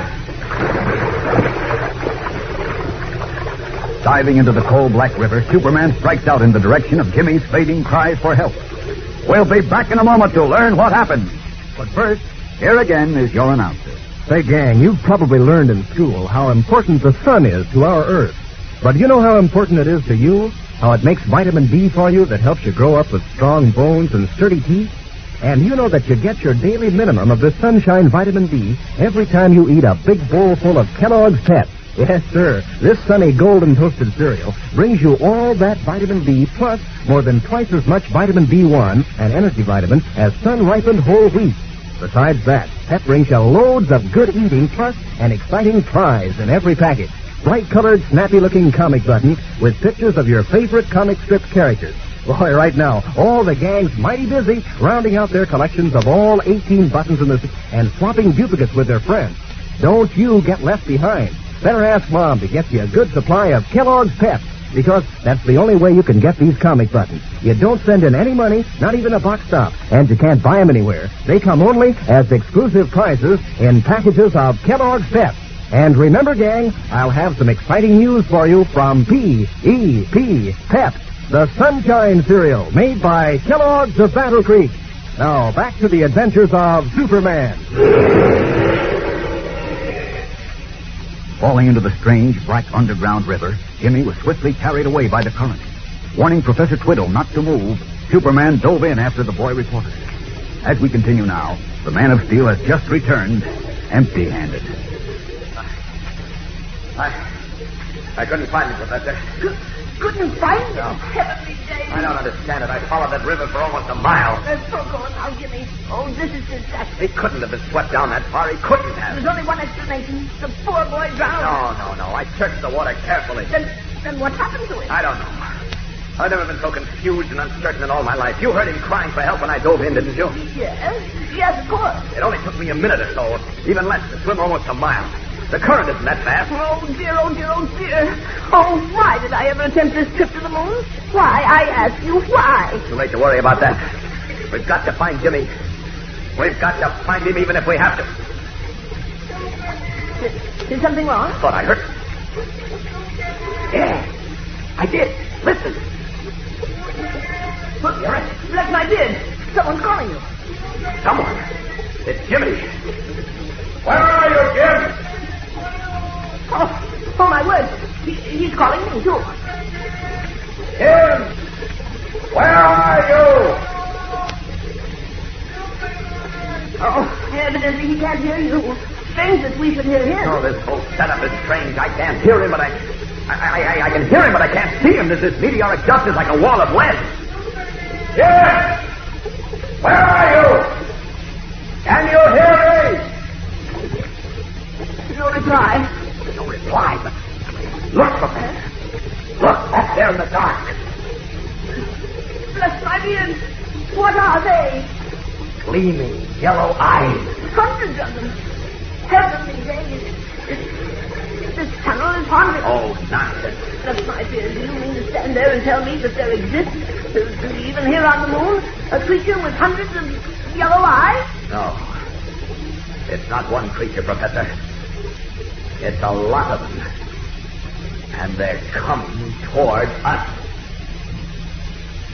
Bless my beard. They are eyes, Superman. Bright yellow eyes. That's right, Professor. But bless my beard, no creature can have that many eyes. There must be hundreds of them. That's what there are. Hundreds of creatures. Are they the moon dwellers? No, they're scaly little monsters. Something like lizards. And they're coming this way. They are? Oh, how interesting. They are? Bless my ears. What's that terrible noise? It sounds like crickets. Well, it's not crickets. It's those lizards, whatever they are.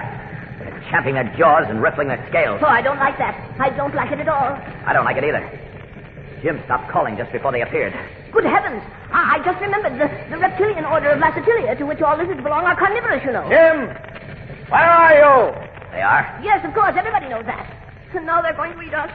Oh, dear me, what am I saying? Why am I standing here? Now, look, Professor. Why don't I run away? You don't have to. Oh, if only I could make my feet move, but I can't, you know. I really can't. Take it easy, Professor. They can't eat you. Oh, yes, they can. No, they can't. can't. The Verindae commodiensis, the so-called dragon lizard, grows to 10 feet in length.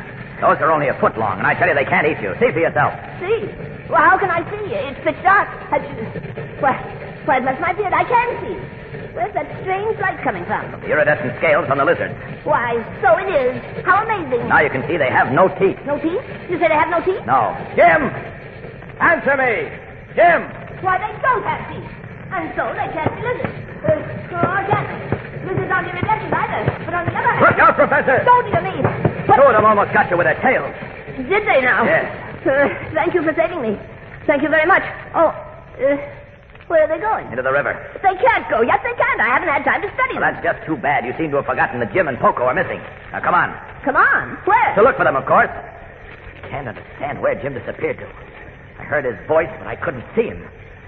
Well, I guess we'll just have to follow this tunnel. But I can't leave here yet. Why not? The Lassatilia. I mean, if they are Lassatilia, lizards, you know, which I'm beginning to doubt. There's Jim's voice. I presume they could be a species Quiet, of will you? monster. Jim! Where are you? Or perhaps even the Be stunted quiet, monkey. Professor. Can you hear me, Jim? I didn't say Jim. I said Will you be Monitor. quiet? Where are you? Bless my beard, I'm right here. You don't have to shout. Keep calling until I locate your voice. My voice. Now, look, Professor Twiddle, if you don't keep quiet, I'm going to have to gag you. But All right. bless my beard, that sounds like the young man who came up to the moon with me. I've got an idea where you are, Jim. All right, I'm going to blast through the tunnel and try to find you. Get under my cape, Professor. What for? I'm not cold. Coming. All right, Jim. Get under my cape, I said. Jim sounds like he's in trouble. I'm in trouble, too. I can't find my notebook, and I must find it. Look here. You go on about your business. I wish I could, but heaven knows what would happen to you if I left you alone for half a minute. All right, don't be frightened now. I'm going to crash through the tunnel. You'll be perfectly safe under my cape. Here we go through. Away! Oh, bless my beard! Bless my hat! Bless my shoes! Bless me! Jim, are you all right? Superman. Oh, gosh, am I glad to see you. Glad to see you. Quick, get me out of here. There are some kind of monsters all around. They won't hurt you. Oh, no? No. Well, look at their yellow eyes and their horned tails. I know, but- They give off a funny light. Why, bless you, young man. You found more specimens of the Lassatilia. Or are they Lassatilia? Oh, look out, Professor. Don't go near them. Don't worry, Jim. They're harmless. Harmless? Are you kidding? They look pretty frightening, but you're safe as long as you don't get in the way of their tails. Well, that's what I did. What do you mean? Well, when I fell in the river before, the current swept me on top of a whole bunch of these things. They began piling out of the water into this cave with me on their backs. That must be when I heard you call. I called, all right. I was scared silly. I tried to run away, but there was no place to run. A couple of them hit me with their tails, and I banged into the wall of the cave and knocked myself out. And you must have frightened them as much as they frightened you. Yeah. They hurried out of the cave to where Twiddle and I were. Are you sure they're harmless? Yes, indeed. They're sliding back into the river, see? Stop them, somebody. Stop them. I must observe them. I must take notes. Sorry, Professor. We haven't time for nature studies. Oh. We've got to find Poco. Jeepers. Well, I was so excited, I almost forgot about poor Poco. Poco? I know a chap named Poco. Let me see. I say, I can't see anymore. Who turned the lights out? Your lizard friends did when they slid into the river. Oh, yes, so they did. Imagine. They're iridescent. I've never heard of an iridescent order of Lassatilia. Have you, young man? Huh? They're toothless, too. That means they can't be the order of Lassatilia. But what are they, then? They resemble the Trachosaurus rugosus, the stump-tailed skunk, you know. But on the other hand... Professor, will you please cut out the double talk before I go completely nuts? Superman, where are you? I'm right here, Jim. Oh, gosh, I thought something else happened. I'm trying to find the hole I made when I broke in here. But I can't. What? You can't? Oh, it's been closed up. What? I suppose more meteoric dust sifted down and blocked the hole. I can't see through the stuff because of the lead in it, so I can't see the tunnel we were following. Well, gosh. Can you see my notebook? I really must find my notebook. Oh, you and your notebook. Listen, Superman. But I must find it. I must make careful notes on these strange creatures we've just seen. It's my theory that they're a prehistoric species, long extinct on Earth, just as the great winged will mammals you stop are. with that stuff? We've got to get back to the tunnel and look for Poco. For bleeps, I forgot. We're blocked up in this cave. Don't worry, Jim. I can always blast a way back up to the surface. Uh-oh. What now? Wall of the cave seems to give a bit here. This might be where I came through. Where? Oh, don't come any closer, Jim. I'm going to smash a hole through here. Might be a small landslide. Oh, okay. There goes.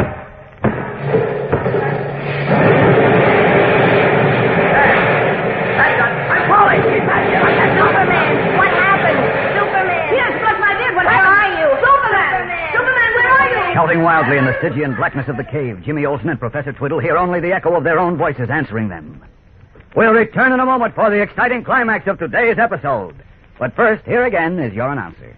You know, gang, when you think of all the exciting fun you're having, rounding out your collection of comic buttons from packages of Kellogg's Pep, and when you think that there'll be lots more exciting fun and some thrilling news pretty soon, well, isn't it swell that you get such a kick out of eating that super delicious whole wheat flake cereal?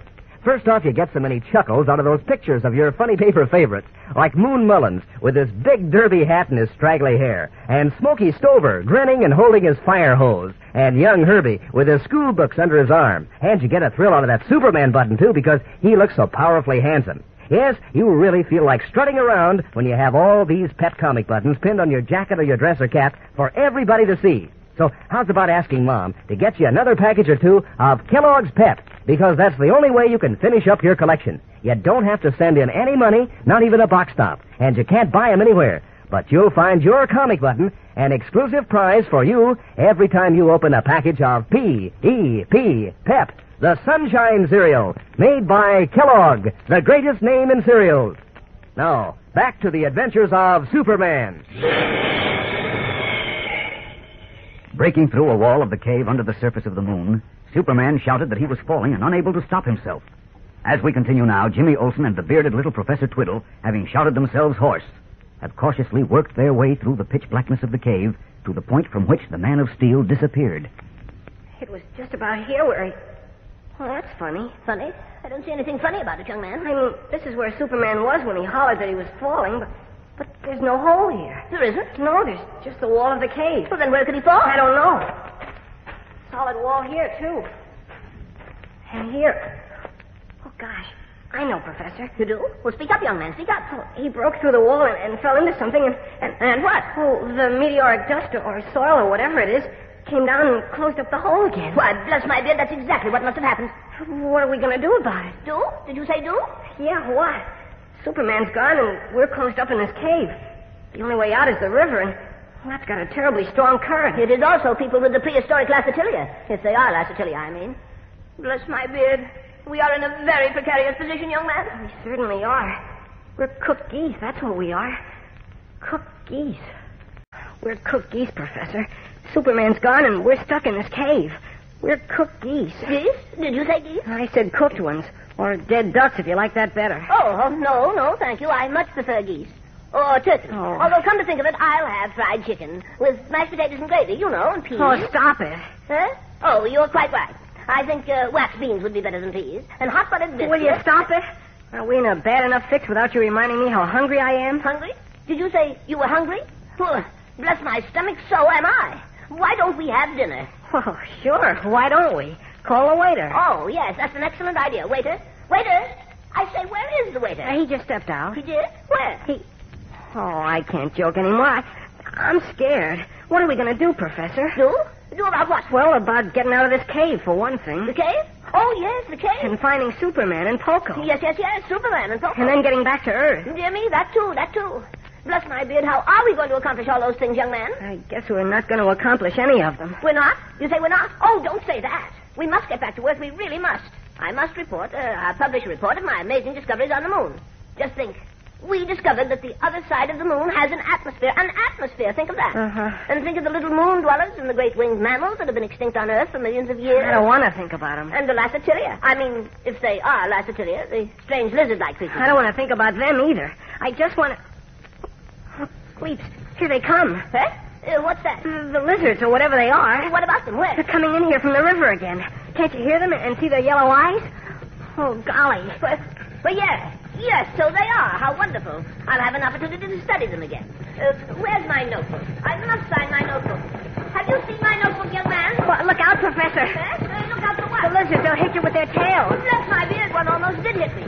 But this is a splendid opportunity to study them. Their luminescent scales give off quite a good light, you know. Please help me find my notebook. Look out. Oh, another one almost got you. Bless my beard. Oh, come on. We scared them away before. Maybe we can scare them away again. Stamp your feet. But I don't want to scare them away. You'd rather be knocked silly by their big horny tails, huh? Come on, stamp. Beat it, you whatever you are. And straight. Back into the river with you. Go on. Young man, you're driving them away. Bet I am. Go on now. Back into the drink.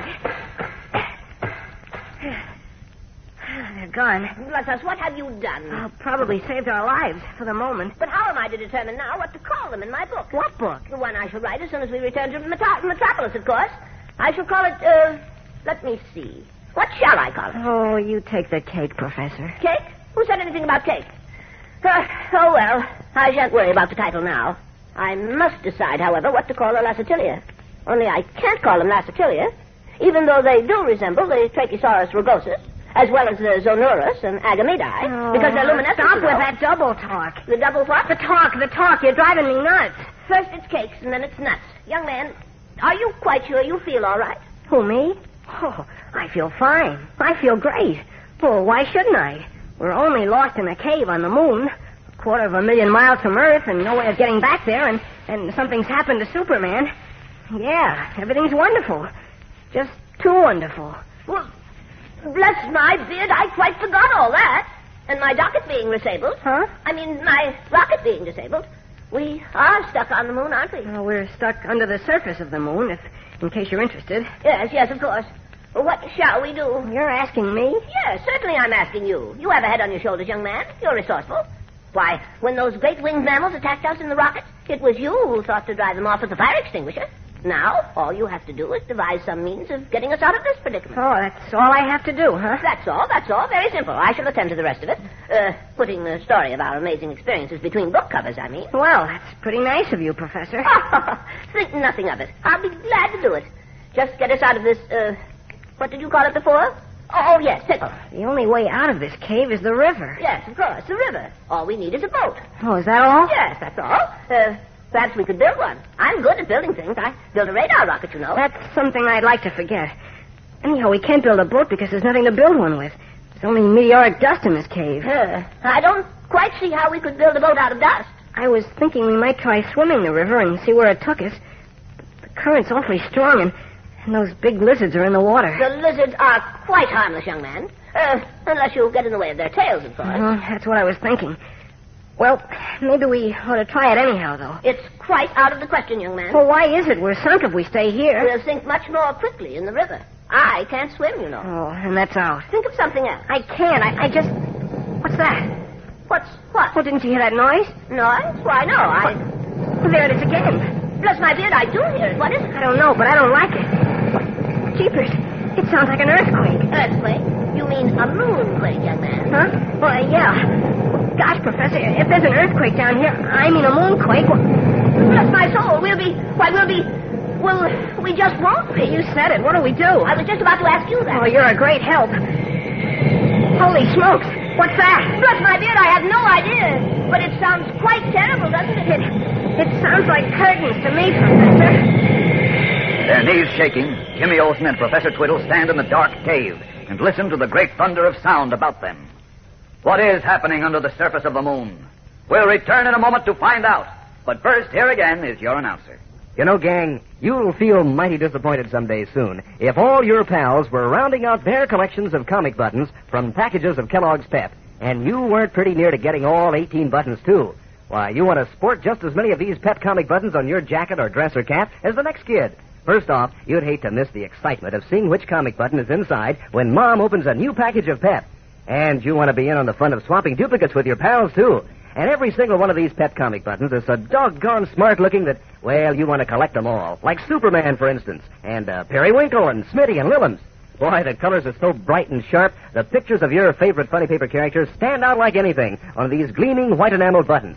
And right now is a good time to remind Mom to get you some more of that super delicious whole wheat flake cereal, Kellogg's Pep, so you'll be all ready when I bring you that exciting news I've been hinting at. Get your comic button collection complete.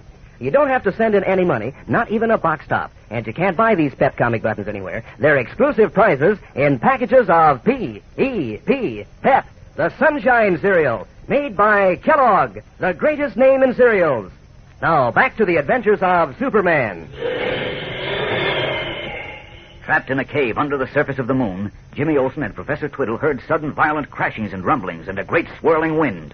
Believing they were caught in an earthquake, or what the professor termed a moonquake, Jimmy gasped, I think this is curtains for us, Professor. That window, whatever it is coming closer. Oh, gosh, here it comes. Professor, help! relax, Jim. Uh-huh. What? Sorry if I scared you, but when I went back up to the surface of the moon... It's Superman. That's right. As I say, when I got back to the surface of the moon, I found the shaft leading down to the tunnel blocked up. I couldn't see the tunnel from the surface because of the lead and the meteoric dust. So I had to keep blasting down until I found the river and followed it to this cave. Oh, boy, I gotta sit down. Oh, here, hang on to me. I'm okay now. We thought it was an earthquake. But listen, what happened to you before? When you broke out of the cave, you hollered you were falling. I did fall, for miles. Miles? Yes, there's a deep pit on the other side of this cave. It seems to be bottomless. My hunch is that it penetrates to the poles of the moon, because the gravitational pull was terrific. I had quite a time getting away from it. I finally blasted my way into a deep crater and got back to the moon's surface. Jeepers. But I located the tunnel again, and now we can go after Poco. Oh, gosh, yes, poor Poco. We've got to find him. Well, we're going to try. Now, you and Professor Twiddle get under my arms. We'll fly upriver to where the tunnel is, and... Hey, wait. Where is the professor? Well, he's right here. No, he isn't. Oh, sure he is. Hey, Professor, come here. We're going after Poco. I tell you, he's not here, Jim. But he must be. He was here just a minute ago. Well, he's not here now. What? He's nowhere in this cave. Leaping lizards. Here just a minute ago. I was talking to him.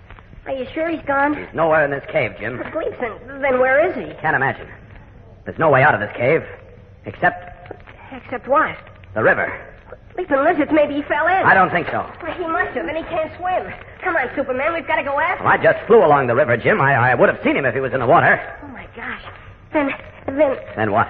Those lizards got him when he fell in. Nonsense. The lizards are harmless except for their horned tails. Well, Matter of fact, I think they purify the water. Well, then what did happen to him? He couldn't just evaporate.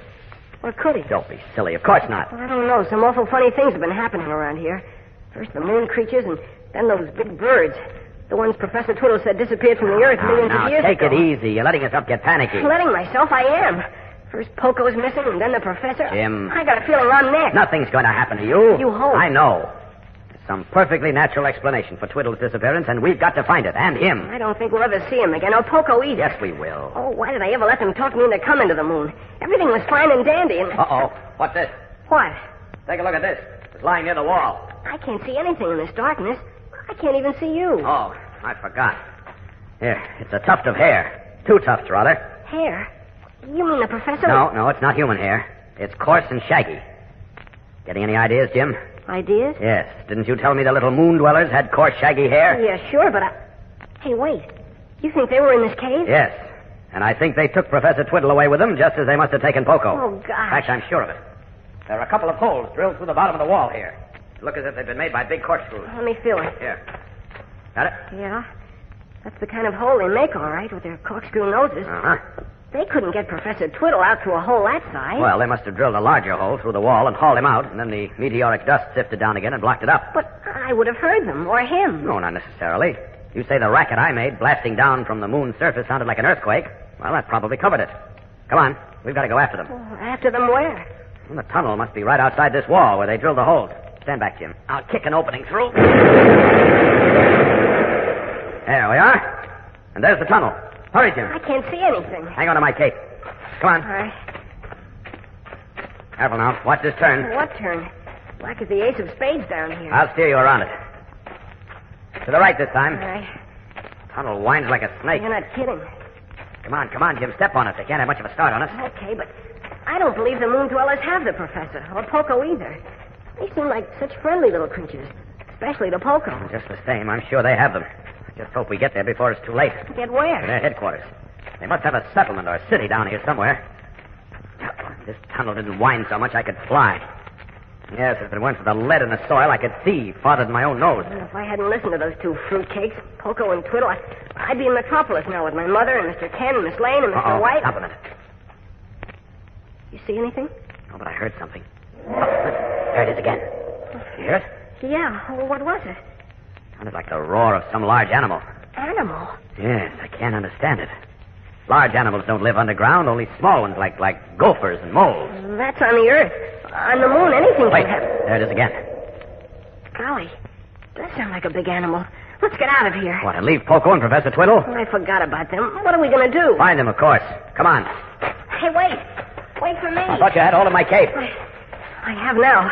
Believe me, I'm not going to let go of it again. See that you don't.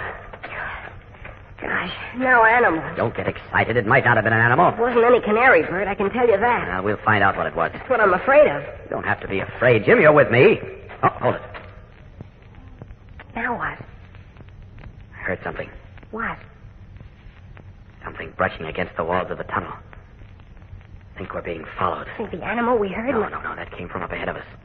At least I think it did. Hard to tell down here, though. So much echo. Oh, if only I could see through this stuff. I should have stood in bed. I don't want to take time to go back and check. But I don't want you trailing behind either. Here, I'll tell you what, Jim. I'll carry you. Run up in my arms with you. There we are. Now. This is easier than walking and bumping into walls. Take better time, too. Do you still hear whatever it was behind us? Not sure, but stop worrying. Nothing's going to happen to you while I'm here. That's right. I can't see you, so I keep forgetting you're Superman. Well, remember it and calm down. You're as jumpy as a grasshopper. Okay. I guess I'm dizzy from hunger. I smell bananas. No, you don't. You smell some sort of moss flower. It grows in the ceiling of the tunnel. What a place. Flowers grow on ceilings. They smell like bananas, though. I wonder if they taste like bananas. Well, we're not going to find out. They might be poisonous. Okay. Too bad the professor isn't here. He could tell us. He could also give us the Latin, Greek, and Russian names for them. He's batty as a bedbug, but he's a nice little guy. Mm-hmm. And Poco. Gosh, I hope nothing happened to him. Do you think we'll ever find them? Well, keep your fingers crossed. Oh, what's that? Someone or something screamed. Yeah, but who or what? I think it was... Holy mackerel. There's that animal again. Yes, and I think it's around the next bend in the tunnel. Okay, hang on tight, Jim. Here's where we find out what this is all about. Carrying Jimmy Olsen in his arms, Superman moves slowly through the narrow, dark tunnel. What will he find around the next bend? We'll return in a moment to learn what happens. But first, here again is your announcer. You know, gang, it's getting so that any kid who's really on the beam is sporting a collection of comic buttons from packages of Kellogg's Pep that's mighty near complete.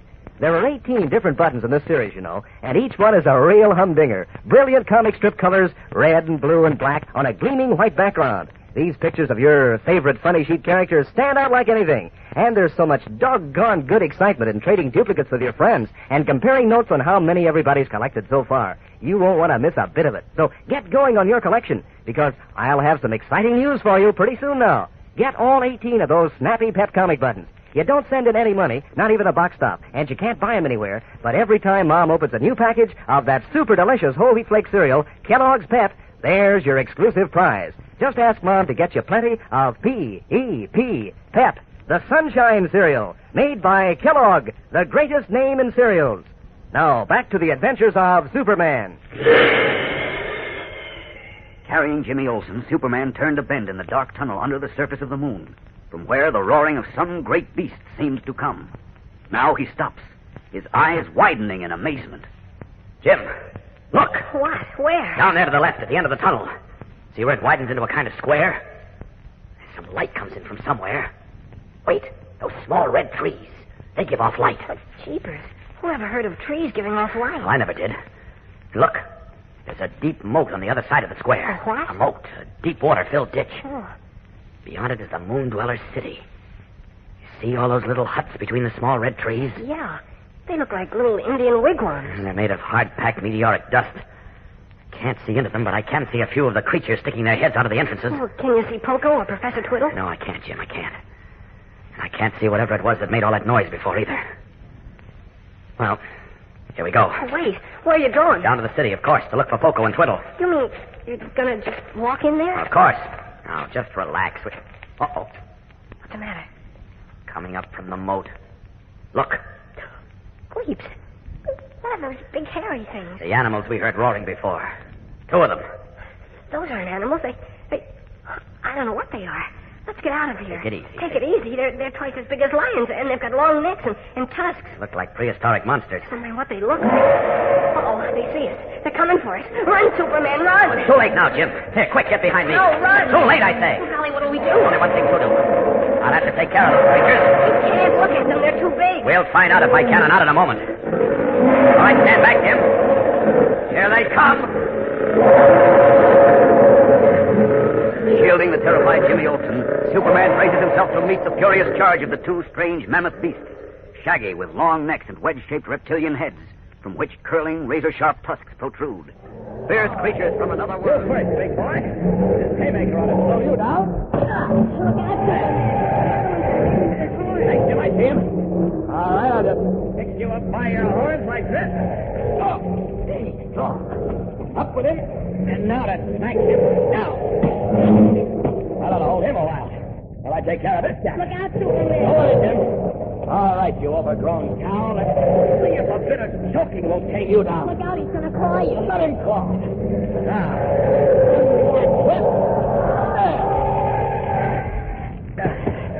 You finished him. Oh, boy, you finished him. Yes.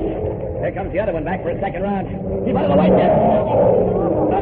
You want to wrestle, eh? Okay. There, I got you. Not today, he isn't. I can just get my hands on his neck. There. Twisted into a pretzel. Let him get you down. I won't. No. You're getting him, Superman. You're getting him. I can just... So you don't. That's the end of it. Well, that was as tough a fight as I've ever had, Jim. Here, what's the matter with you? I'm a little weak in the knees. Oh, relax, it's all over. I thought it was all over with us. Oh. Jeepers. Look how big they are. Yes. They must each weigh a ton. I'd say about 2 tons. Well, now we can... Uh-oh, look, Jim, we're getting company. More monsters? Oh, hardly. Look, crossing the moat in that hollowed log. There, he just landed on this side. Professor Twiddle. In person. Well, you were right. He was with the moon dweller. Hey, Professor. Don't interrupt me now, young man. This is a tremendous occasion. Yeah, I'll say it is. I thought we were dead ducks, but Superman gave these 2 monsters a business. Business? Don't talk to me about business now, young man. Alternative Cleaners for your satisfaction. 941-4322. Begin 90. Magnificent. Are you kidding? Never mind them now, Professor. Tell me, is Poco here? Poco? What about Poco? Is he in the Moon Dweller City? Oh, Poco.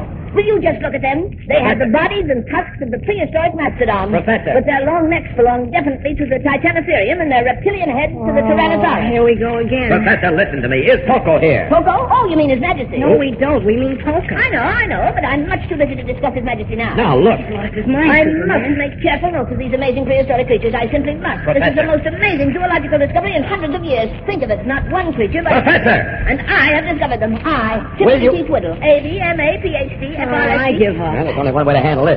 Up over my head with you, Professor. Bless my beard, what am I doing up here? Set me down. Set me down at once, I say. I must find my notebook. Not until you answer my question. Is Poco in the Moon Dweller City? Of course he is. He is. Where in the city? I can't see through the meteoric dust. Well, you should have said that before. King Poco. King What? Poco? Yes, of course. Poco's a king now, you know. But between you and me, he's letting it go to his head. I told you he was off his nut. Now, if you'll just let me down and help me look for my notebook. Never mind the notebook. Under this arm with you. You get under this arm, Jim. Okay. That's it. Set me down. Set me down, I say. I must examine these amazing creatures. I want you to show me where Poco is. Up and over that moat. Away! We're flying. Bless my beard. Ah, there's Poco. Down to that hut. Down! Oh, I'll be a sardine. Look at Poco with a crown of leaves and flowers on his head. Yes, he seems to have come up in the world. Up, you mean down. We're under the surface of the moon, you know. Oh, James, my friend, and Superman. Welcome to King Poco's clan. Oh, gosh, what happened to you, Poco? We've been looking all over for you. And what's that crown on your head? I told you. This fat little fool considers himself a king. I am a king. As of yesterday, I became monarch of all I surveyed. Huh? What do you mean, Poco? Oh, my little friends thought I was pretty and made me king of their underground city. Oh, what friend? The moon dwellers, of course. Bless my beard. Who else? You mean they didn't kidnap you out of the rocket? Why, yes, of course. But can't you see? They did it to make me royalty.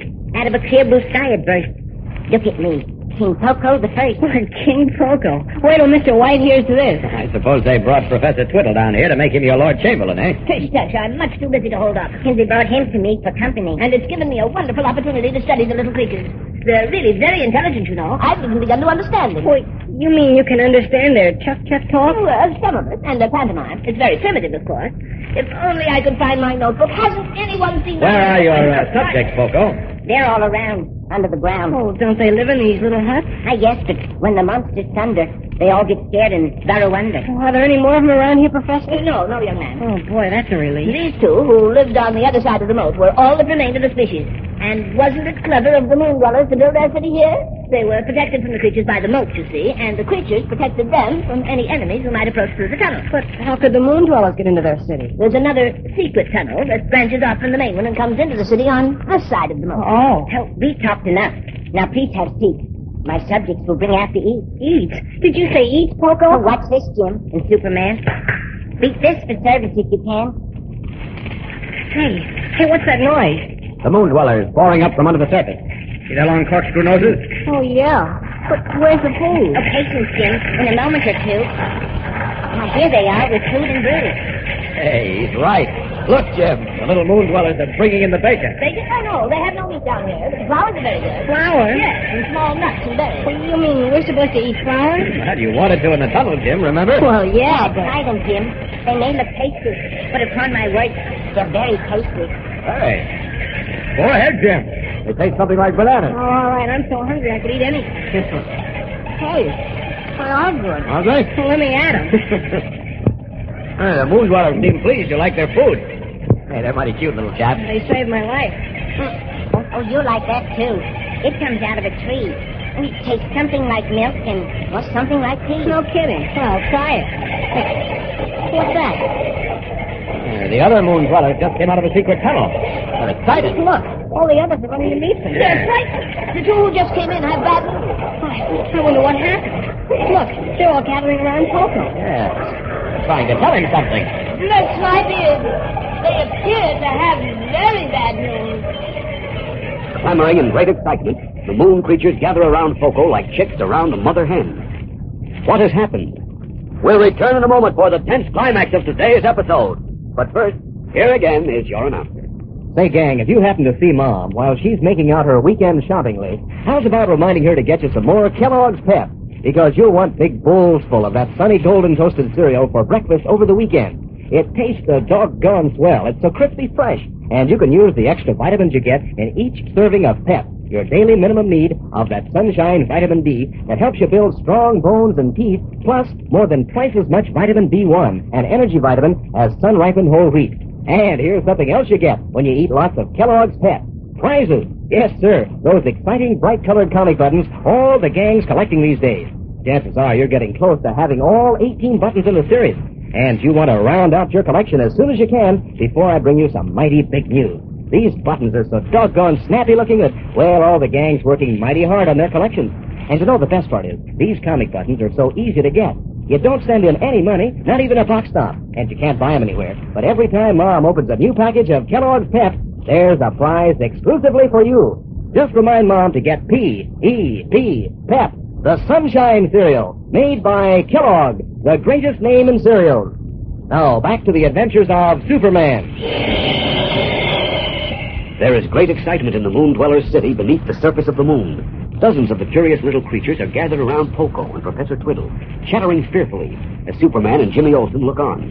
Now, the bearded professor who said he could understand the moon dwellers leaves their circle and approaches Superman and Jimmy.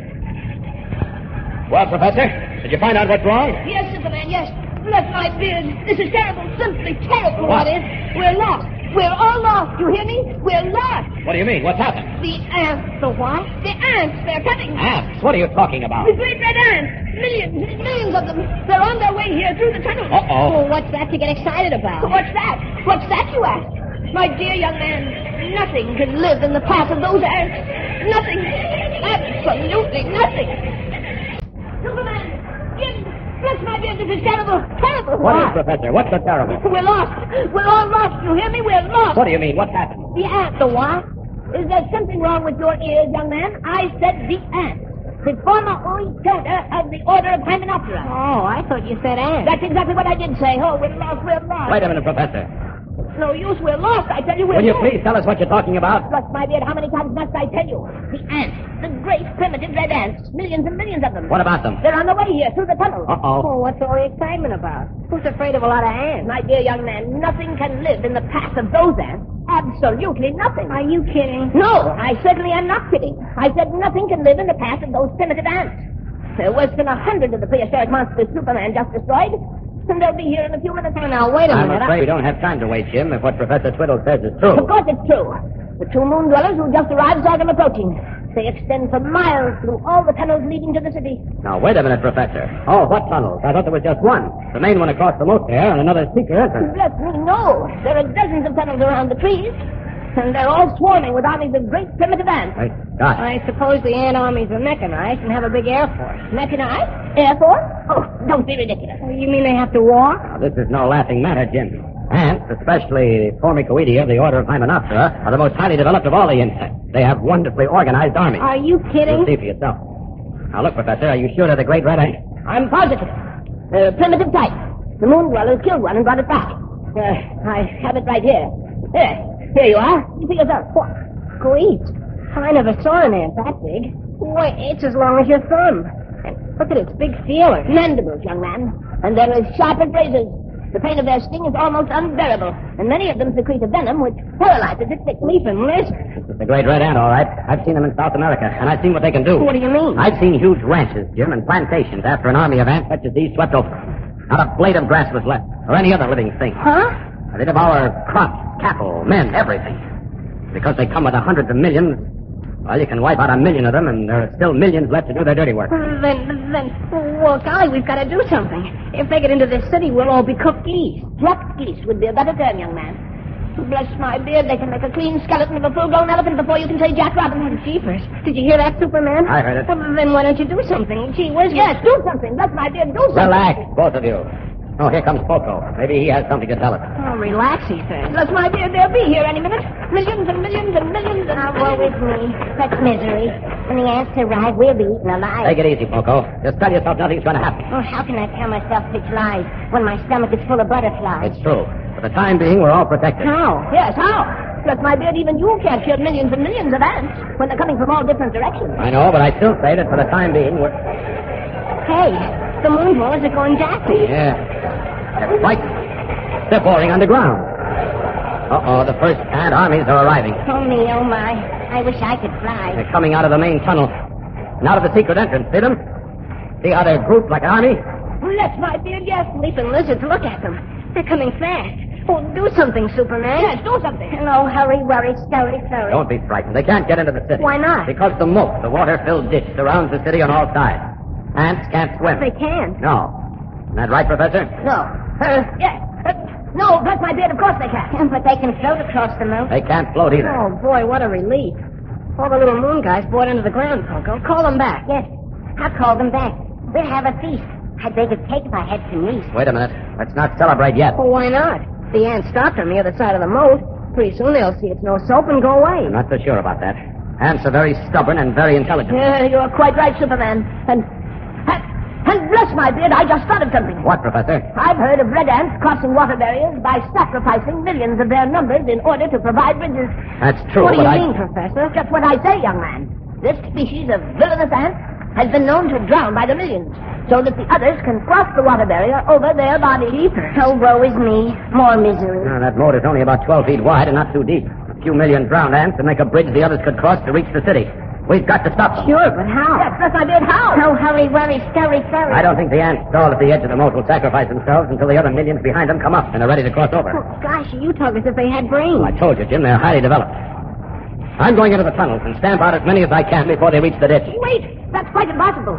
They'll swarm over you and, well, bless you, in a few minutes there won't be anything left. You'll be a skeleton. You forget my skin is impenetrable, Professor. Listen now, you three patrol the moat all around the city. I'll be back just as soon as I can. Up and away! Dear me, Superman disappeared. Where is he? Where is he? He's going into the main tunnel across the moat. Come on now, Professor. You too, Poco. He told us to patrol the moat. Yes, of course. Patrol the ditch. Yes, indeed. Oh, gosh, look over there. Where that little tunnel is. There's another army of ants. Bless my beard, I told you so. They're in all the tunnels. Millions and millions of them. Millions and millions and millions. You said that before, Professor. Please stop it. Stop what? Stop with it. There's another tunnel. And another army of them coming down to the moat. And all over there, and there, and there. Oh, Jim, Professor, they're everywhere. You said millions. There are billions Oh, of them. how true, how true. What will we do? Just gotta hope that Superman can stamp them all out in the tunnel before they can reinforce the ones around the moat. That's our only chance. Hey, what's that funny noise? Yes, what is that funny noise? Dear me. Bless my beard.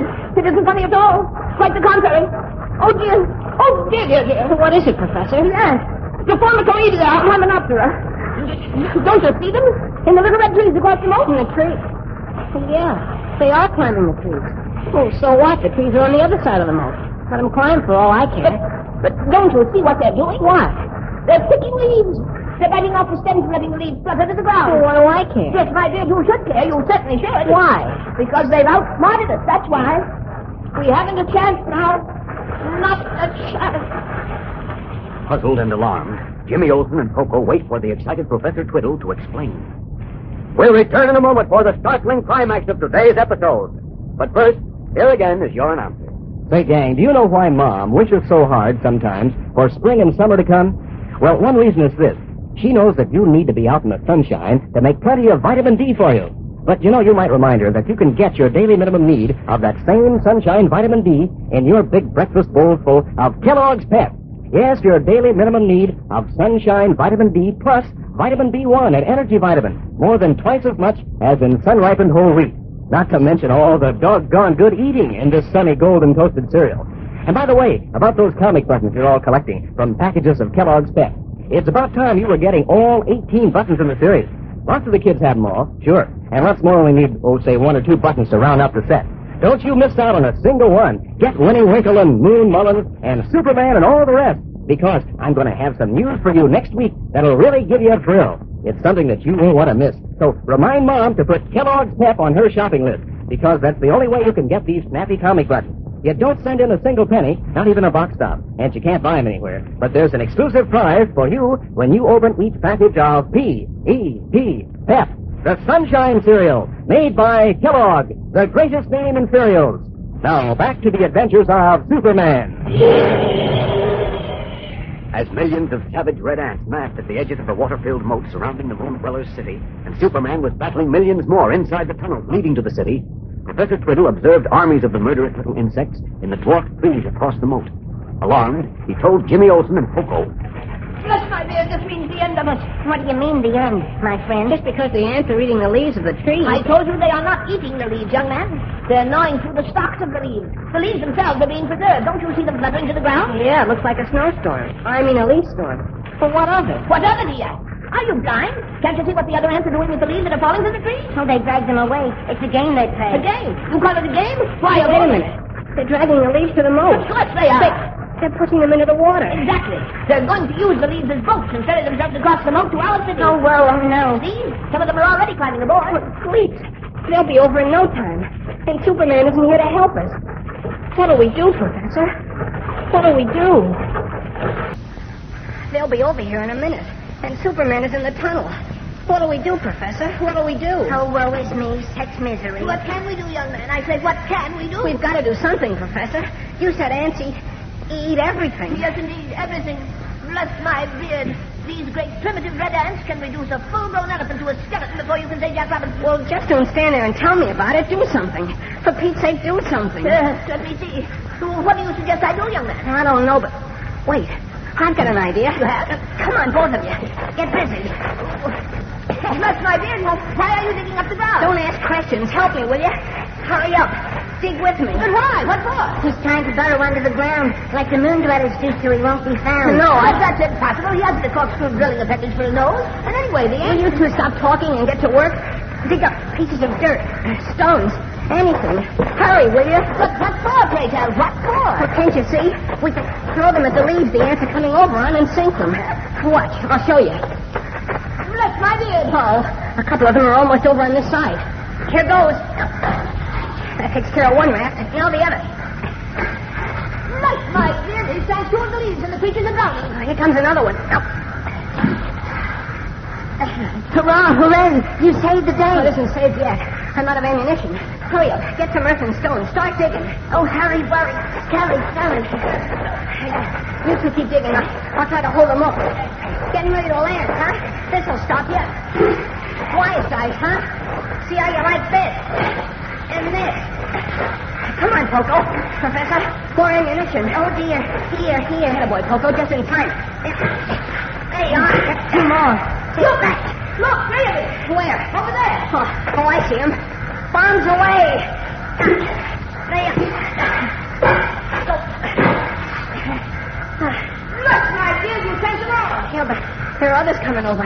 Quick, give me whatever you've dug, Professor. Oh, yes, here. Now dig some more. Here goes. Hey, Jim. Here comes some more, just about to reach the shore. Okay, I'll get him, Poco. Sink under the drain spout. Wonderful, young man. Wonderful. Here is more ammunition. Hold it. I don't see any more leads coming over. We've won. They're finished and done. Oh, don't kid yourself, Poco. Those ants haven't given up yet. Look across the moat. Bless my beard. They're preparing to launch more leads. So woe is me. More misery. Come on. We've got to get busy and have lots of ammunition ready for them. Hurry. Hurry. Try to get big pieces of earth, like this. You mean pieces of moon, young man? Okay, moon. Oh, gosh, I wish Superman would get back. Those ants are too smart. Yes, indeed. Pharmacoidiot. Hymenoptera is amazingly intelligent. You know, young men, in their communities there are ant farmers, ant cows, ant soldiers, ant Well, workers. save the lecture for some other time, Professor. Here come the ants again. Oh, heavens. This time there are plenty of them. 5, 10, 15, 20 of them. Holy smokes. There are too many for me to handle alone. Hey, you two will have to do some pitching, too. Come on. Pitch? I don't know if I can, young man. As I remember, when I was a boy, I was a second baseman. Well, you're a pitcher now, Professor. And you better be good or it'll be too bad. That sentence doesn't make any sense, young man. Here they come. Quick, Professor. You stand a few yards down the bank. Yes. You stand over there, Poco. I hope there'll be Jim without you, Jim. Thanks, Poco. Okay, they're close enough now. Let them have it, men. Good work, Professor. Keep firing. Sink, drown, die, you sinners. You won't get us to be your dinners. Boy, Poco. I'm going to sign you up for the Dodgers. Give it to him. I'll take another one. Keep pitching, Professor. Jim, old pal, you're going great. Each time this road will stink about eggs. Oh, we're holding them off. Keep firing. Don't stop. No, don't stop. One of these comes ashore, we're finished. Oh, position. There's no ammunition. Dig some more, Poco. Hurry. Bless my beard, I've run out of ammunition, too. And the ants are positively swarming toward my sector. But they're swarming in here, too. Oh, bless my soul. Dig. Wait. It's no use. The leaves are coming over by the hundreds now. What can we do? I'm afraid we can't do anything, Professor. I'm afraid we're licked. Finished. Washed up.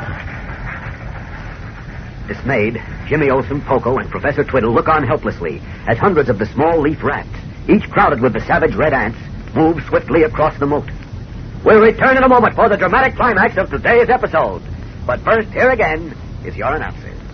You know, every stout-hearted fellow or girl wants to help when there's trouble and unhappiness around. For instance, when you hear about boys and girls, just like you in countries where there isn't enough to eat or enough clothes to wear, or when you think about our own servicemen and veterans in hospitals here at home, well, you want to do something to help. And you can, too. In fact, a lot of you have been helping right along as members of the Junior Red Cross. Yes, sir, everybody knows that the Junior Red Cross has done a wonderful job making comfort articles for hospital patients and serving as nurses' aides and making up gift boxes for children overseas, doing dozens of important and constructive jobs. And everybody wants the Junior Red Cross to keep right on in its swell work. So don't let up for a single minute. First of all, be an active member of the Junior Red Cross and give to the 1946 Red Cross Drive. Now, back to the adventures of Superman. After fighting off swarms of leaf rats carrying clusters of savage red ants across the water-filled moat, Jimmy Olsen, Poco, and Professor Twiddle realized the ingenious creatures had again outwitted them by launching hundreds of the rafts along the entire length of the moat. Well, the three of us can't possibly defend this whole side of the moat. We're done for. Oh, no, say not so. I'm afraid Jim is right, Poco. In a moment, the creatures will be swarming ashore. Oh, bless my beard, what's that? Oh, a flying creature in red and blue. Oh, change, my friend. Can it be true? You bet it's true. It's Superman. He got here just in time. Look at him wade through the moat. He's sinking all the rafts. Bless my soul, he is. Oh, pretty say, oh, fabulous night. This is a moment of delight. Oh, you said it, Poco. Oh, boy, we're saved. We're saved. You didn't get here a minute too soon, Superman. Thank you, sir. Thank you. Just a moment. We're not out of the woods yet. Oh, sure we are. You sank all of the leaves. I know, If they send any more over, well, bless my dear, you'll sink them too. I'm afraid not. Huh? What do you mean? Just this, Jim. This underground city is several miles in circumference, and the moat extends all around it. Oh, sure, I know, Finish, will you? The ants are massed by the millions all around the moat, and they're preparing to launch those leaves from everywhere. Everywhere? Yes, from everywhere, Professor. From every inch of the miles around this moat. And I can't possibly be everywhere at once. Some of the leaves are bound to get across. And you know what that means. I certainly do. Bless my my beard. We haven't time to bless your beard now. There's only one thing to do. What? We've got to get you all up to the surface of the moon. Where are all the moon dwellers, Poco? All around, hiding in the ground. Get them out. Jim, Professor, get under my cape. I'm going to blast away up to the surface. Then I'll be back for Poco and the moon dwellers. Hurry now, under my cape. Okay. Come on, Professor. Bless my beard, how? Don't stop to ask questions. Poco, get those moon dwellers up. Up with you. Up with you. Out of the ground. Up with you, all of you. Gather around. Hang on, Jim. Professor, here we go. Up!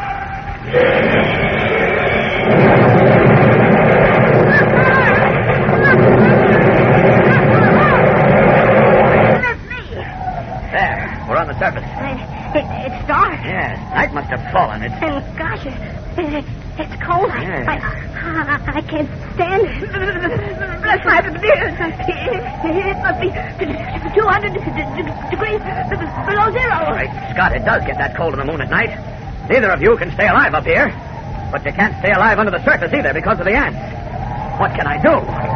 Great Scott, what can I do?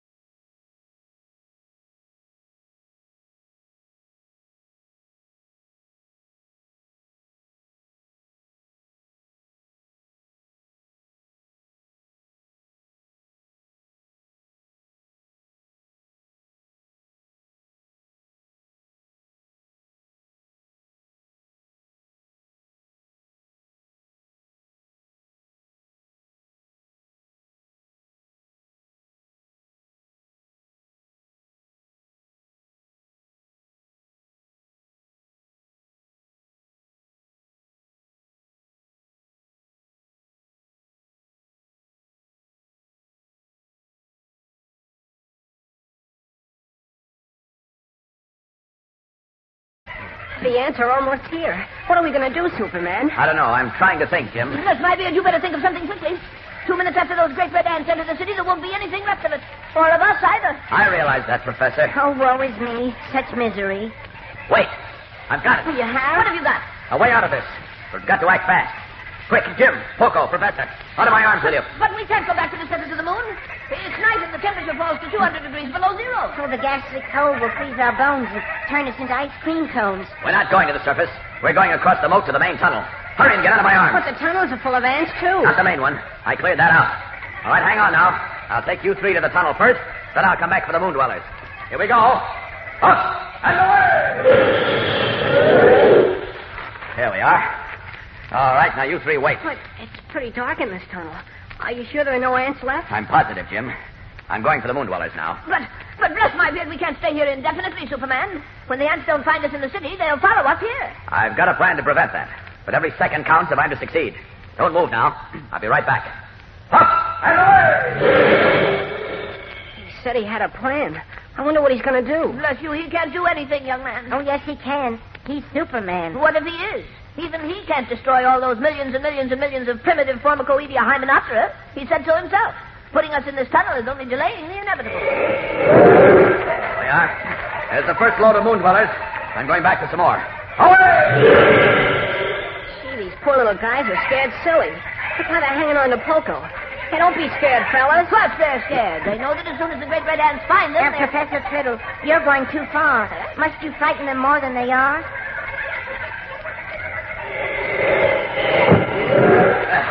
Here's another load. Are the ants across yet, Superman? They're starting to land, Jim. Bless my beard. He said the ants have started to land. As soon as they find we've gone, they'll come after us. Do you think so? I'm positive. The Formicoidea hymenoptera are amazingly intelligent. They're the most highly developed of all insects, you know.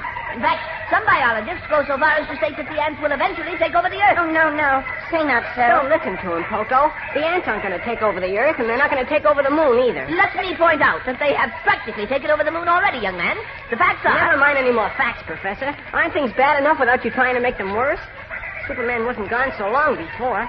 I wonder what happened. For all we know, he may be a skeleton by now. Oh, don't be silly. The ants can't hurt him. I wonder where he is. Here I am, Jim. I got the last of the moon dwellers out just in time. The ants are all over the city. Sleeping lizards. Oh, what a horrible, horrible pity. My poor little subjects now have no city. Don't worry, Poco. If my plan works, the moon dwellers can go back to their city. Oh, but the ants. There won't be an ant left, I hope. Now listen. I'll tell you what I intend to do so you won't be frightened. First, I'm going to block both ends of this tunnel up. Good heavens, why? So you won't drown. Drown? Yes, I'm going to blast a channel from the city to the underground river about a half-mile away. The river will rush in here, flood the city, and drown the ants. Bless my soul, that's a splendid idea. But how do you expect to create a channel a half-mile long through solid rock? You forget he's Superman, Professor. He is? Oh, why, yes, so he is. I'm going to work now. I'll be back as soon as it's over. So long.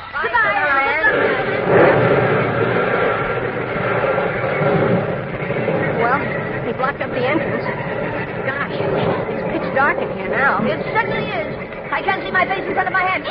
Something jumped on me. Well, take it easy, Professor. It's the moon dwellers. I guess Superman's blasting scares them. Hey, relax, fellas. How can I relax when they're putting my beard? Release my beard. Release my beard. Poco, look at these. Little devil. Make them let go of my beard. Poco, stop laughing, young man. Poco.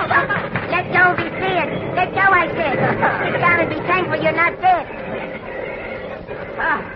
Oh, thank you, Poco. Thank you very much. Bless my beard. Perhaps my beard is gone. You just have to go to a barber now, Professor. A barber? Oh, an excellent idea, young man. Can you direct me to the nearest barber shop? Sure. It's just about 250,000 miles away. Oh, well, then that... 250,000 miles... Bless my soul, I'd forgotten. We're stuck on the moon. The ants, the primitive great red ants, will be eaten alive. Oh, relax. Superman is going to flood the city and drown them. Don't you hear him blasting a channel from the underground river? Hey, listen. It's water. Water? From the river. It's pouring in to flood the city and drown the ants. Oh, wonderful, wonderful, wonderful. Superman is amazing. Really amazing. You can say that again. Huh? Oh, why, certainly. Superman is amazing. Really amazing. Amazing, amazing, amazing, amazing. Okay, that's enough. Between you and these little moon dwellers, a guy can go nuts. Say, what's the matter with them now? With whom? Well, the moon dwellers. They're jumping and chuck-chucking like crazy. I had them quiet, and then something frightened them again. Well, tell them their troubles are all over, Poco. Superman is finishing up the ants. And to me, their language is a riddle. You talk to them, Professor Twiddle. Why, yes, of course. They're pulling my beard again. Let go, you little rascals. Let go. Why, they did let go. They're running away. And I didn't speak to them in their language at all. As a matter of fact, I can't speak their language. Wait, Professor, wait. Wait for what, young man? Listen. Listen to what? Don't you hear that? Stop them. Stop them. Stop what? Stop them, I said. Sleeps now, we are done for. Stop it. Stop. Stop it. Shouting wildly, Jimmy Olsen rushes away into the pitch darkness of the tunnel under the moon, leaving Professor Twiddle and Poco puzzled and alarmed. What has happened now? We'll return in a moment for the exciting climax of today's episode. But first, here again is your announcer. You know, my young friends tell me it's pretty exciting these days collecting comic buttons from packages of Kellogg's Pep, because they're coming close to having all 18 buttons in the series, and they can hardly wait for the exciting news I've been promising. Think of it. 18 different pictures of your funny paper favorites done up in full bright red and blue and black on long-lasting metal buttons that you can sport on your jacket or dress or cap. And think of the fun in collecting these Pep comic buttons. There's the thrill when Mom opens a new package of Kellogg's Pep of seeing which button is inside. Maybe it's a duplicate so that you can have even more fun trading with your pals. Maybe it'll even be Superman himself, powerfully handsome in his bright blue jersey and flying red cape. So hop to it, gang. Better remind Mom to get you some more of that super delicious whole wheat flake cereal, Kellogg's Pep, because that's the only way you can get these exclusive prizes. You don't send in a single penny, not even a box stop, and you can't buy them anywhere, but there's a comic button, a prize for you in every package of P.E.P. Pep, the Sunshine Cereal, made by Kellogg, the greatest name in cereals. Now, back to the adventures of Superman. Just as our friends in the underground tunnel thought their great peril was over, Jimmy Olsen suddenly began shouting in alarm and rushed off into the darkness. As we continue a minute later, Jimmy rushes back to the astonished Poco and Professor Twiddle. They won't listen to me, and I can't see them in the dark. Stop them, Poco. Oh, stop what? Stop whom? I can't see a thing in this ebony gloom. Yes, what are you talking about, young man? The moon dwellers. Can't you see what they're doing? See? Bless my beard, how can one see anything in this darkness? But you can hear them. Oh, my gosh, stop them or we're done for. Oh, take it easy, Jim. Relax before your nervous system cracks. Poco is right, young man. Will you both stop jabbering and do something? We'll all be drowned if you don't. Drowned? Yes, drowned.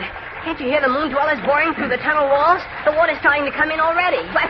But bless my beard, I do hear them drilling. Stop them, Poco. Stop them. Yes, stop them. Stop them.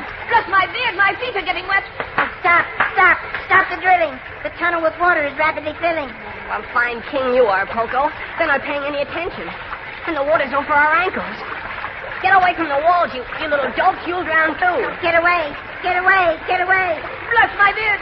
The water's up to my knees. Bless my knees. In a moment, it'll be up to my beard. Oh, dear. The end is near. This time, Poco, you're right. We're going to drown like rats. Superman. Hey, Superman. Oh, Superman, help. Dear, what will we do? Bless my beard. Help. Help. Help. Oh, he can't hear us in all this noise, and he can't see us on account of the lead in the soil. Help. Superman. Help.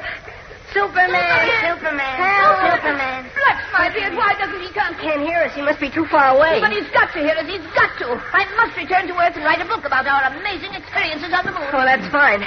The water's almost up to our necks, and you're talking about writing a book. But I must write it. I simply must. I must inform the world that there's an atmosphere on the other side of the moon, and prehistoric winged mammals, and moon creatures, and... bless my soul, young man. What did you say about the water? I said it's almost up to our necks. Why, so it is. Bless my beard, it's all wet. I mean my beard. In a moment more, we'll be... Heavens alive, we won't be, will we? Oh, water, go away. Come again some other day. Might as well save your breath, Poco. It keeps getting higher and higher. Bless my... Oh, James, my friend. We've reached the end. I guess we have, Poco. Sleeping lizards. Lizards? What about lizards? The water. Lizards in the water? Heavenly day. No. The water, it's going down. It is? Yes, it's going on fast, too.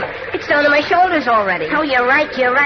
Oh, what a delight. Why, bless my beard, so it is. But what's making it go down? I don't know, but it is. Oh, boy, we're saved. We're saved. Oh, Professor Twiddle, it's down to my middle. This is amazing, really amazing. I must record this phenomenon. Where's my notebook? My notebook, I say. Has anyone seen my notebook? Oh, has anyone seen my little moon dwellers? Or are they lost in these dismal cellars? I think they're hanging onto the vines that grow in the ceiling of the tunnel. Probably too scared to talk. What's that? Bless my beard. Oh, woe, oh, me. More misery. Relax, everybody. It's Superman. Yes, and the red ants are finished, so you can go back. Uh-oh, where did all this water come from? Well, the little moon dwellers got scared and bored holes in the tunnel trying to get out. What? I'm a nervous wreck. It was up to my neck. Well, it looks as if I'd blocked the river and deepened the moat just in time. The moat? Oh, yes, the moat. What about the moat? I deepened it to drain the water off the city. Your subjects' houses are a little wet, Poco, but they'll dry out in no time. Mere words can scarcely indicate how much we all appreciate what you have done to save us from these menaces so sinister. And, as the king of all this land, I make you my prime minister. Well, thanks very much, Poco. You made me Secretary of the Interior. I guess we rate. Hey, what about the professor, Poco? You haven't given him any office yet. Pitch, tush, I haven't time to hold office. I must get back to Earth and write my book.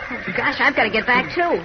My mother must be worried about me. And Mr. White and Mr. Kent and Miss Lane. What about you, Poco? Think you can leave your kingdom and come back to Metropolis with us? Well, of course he's coming back. Can't stay up here on the moon. But back home, I'm a crook, and up here, I'm a king. How can I go and leave such a thing? But gee whiz, Poco. On the other hand, I very much fear. Well, I'd always be unhappy here. Oh, now you're talking. Come on, everybody. Oh, wait. I just remembered. What? Oh, the rocket's busted. How are we going to get home? Bless my beard, that's true. The moon dwellers and the great winged mammals tore it to pieces. Oh, what luck. We're stuck. But gosh, we can't be. Now, don't worry, Jim. I'll get you home. Not even you can do that, Superman. We can't receive the radar beam, and without it, you'll be lost in space. I don't think so, Professor. You see, once we get around to the other side, I can see the Earth from the moon, just as we can see the moon from the Earth. And since finding my way here by the radar beam, I think I can manage the trip back without it. You three will be safe under my cape. I think we'd better get going. We'll walk to the end of the tunnel and take off through the shaft I blasted to the surface. All right, let's go. Well, look at all the moon dwellers crowding around Poco. I guess they know he's leaving them. Goodbye. Goodbye, my little friends. Too sad to think our friendship ends. Be brave, be honest, and be true. Goodbye to every one of you. Walking to the end of the tunnel, Superman wraps his cape about Jimmy, Professor Twiddle, and the almost tearful Poco, and gathers them in his arms. Then, waving farewell to the strange little moon creatures, he leaps up through the shaft, circles above the bleak and desolate moon, its mountains and craters gleaming silvery white in the cold night. 250,000 miles away, he sees the planet Earth, a round ball hanging in the heavens, and calling on his powerful muscles for all their speed, he streaks away into vast space. Like some meteor torn from its orbit, the Man of Steel flashes through the awesome reaches, whirling and twisting from the stabbing cosmic rays in the depths of space, rocketing on with his precious cargo. And then at last he reaches the orbit of Earth, and veering once more takes his bearings for Metropolis. Downward once more he streaks in a long gliding angle, and seeing the open roof he seeks, drops through it to land before the astonished Perry White and gloomy Gus, Professor Twiddle's sad-faced assistant. All out, end of the line. Superman! How are you, Mr. White? Chief, wait till I tell you where we've been. Wait till I tell you a thing or two. Scaring me out of my wits. Scaring your mother and you, Poco. I've got a thing or two to say to you, too. What's that silly thing on your head? Oh, what do you mean, a silly thing? This is a crown, and I'm a king. I found you. And you, sir. I suppose you're Professor Twiddle. Professor Timothy T. Twiddle, yes, sir. A.B., M.A., Ph.D., F.R.S.C. You're the crackpot responsible for all this, eh? Crackpot? Whom are you calling a crackpot? I'm calling you one. A rocket trip to the moon. Of all the... That is an insult, sir, and I'll resent it as soon as I have time. Right now I have a book to write, a most amazing book. The name Twiddle will be the greatest name in science. Gus. Right here, Professor. I told you you'd never make it. Never make it. I did make it, you idiot. I did. Bless my beard. Here's my notebook. It was down here all the time. Oh, hell, no wonder you couldn't find it on the moon, Professor. On the moon? Now, look here, Olson. Please, no interruptions. I must have perfect quiet. The whole world is waiting breathlessly for my book. Now, begin writing, Gus. I, Timothy T. Twiddle, arrived on the moon in company with my young friend, James... And so the adventure on the moon comes to an end, with Professor Timothy T. Twiddle, A.B., M.A., Ph.D., etc., dictating the first chapter of his long-postponed book to Gloomy Gus. One of these fine days, we'll hear from Professor Twiddle again. But right now, unknown to Perry White or Superman, another amazing adventure is on its way. An adventure that will take our friends into the heart of Chinatown. We'll be back in a moment to learn how it begins. But first, here again is your announcer. You know, gang, from the number of comic buttons I've seen fellows and girls wearing around lately, I'd say that folks are eating a lot of that super delicious whole wheat flake cereal, Kellogg's Pep. And I'd say that lots of the kids in the gang have collected all 18 Pep comic buttons in this series. In our neighborhood, there's been a real flurry of trading duplicates. And I notice that there's still plenty of excitement when a new Pep comic button shows up. It's no wonder, because these are just about the best-looking things you ever saw. You won't want to miss out on a single one. And you don't have to. Just ask Mom to get you a good supply of Kellogg's Pep. That's how easy it is to get these exclusive prizes. You don't have to send in any money, not even a box top, and you can't buy them anywhere. But there's a snappy-looking comic button in every package of P-E-P, Pep, the Sunshine cereal, made by Kellogg, the greatest name in cereals. And remember, gang, there'll be big news next Monday. Be sure to listen in. Now, back to the adventures of Superman. The scene is Perry White's office at the Daily Planet. The excitable editor is alone with Clark Kent. And for the last time, Kent, where were you? You haven't been at the office since the day before yesterday. Oh, I was around. Around where? Oh, here and there. Don't you give me that here and there business. Well, I want to know where. I'm paying you a salary. I know. I have a right to know what you do with your time. Believe me, Chief, it was spent to good advantage. That's not enough. Where were you? Well, now, what would you say if I told you I was on the moon? Huh. I'd say you were as crazy as that Biddle or Friddle or Kiddle or... Whittle. Where were you? Now, look, Chief, that's your phone. I hear it. I'm not deaf. White speaking. Who? Oh, yes, put him on. Now, don't go away, Ken. I'm not through with you. Yes, teacher. And don't think it's a joke. It's about time I... hello? Hello? Yes, how are you, Doctor? Really? Sorry to hear it. What's that? Well, I don't know. It's pretty late. Want to keep till morning? That important, eh? All right, I'll be right down. Yes, I'll leave immediately. Right. Well, evidently you have something important to do, Chief. I'll see you in the morning. Hey, you come back here. What, Chief? Come back, I said. Well, I just heard you say Never that mind what I said. That was Chi Wan. Who? Dr. Chi Wan, an old friend of mine. Oriental scholar and dealer in art. Remarkable person. Sounds like he might be. Yes, he is. We're driving down to Chinatown to see him. Why? Because he's in trouble, that's why. Now get your hat and coat and meet me at the elevator. Did he say what kind of trouble? No, but he said enough. He said it was a matter of life and death. And for Chi Wan to say something like that means plenty of trouble.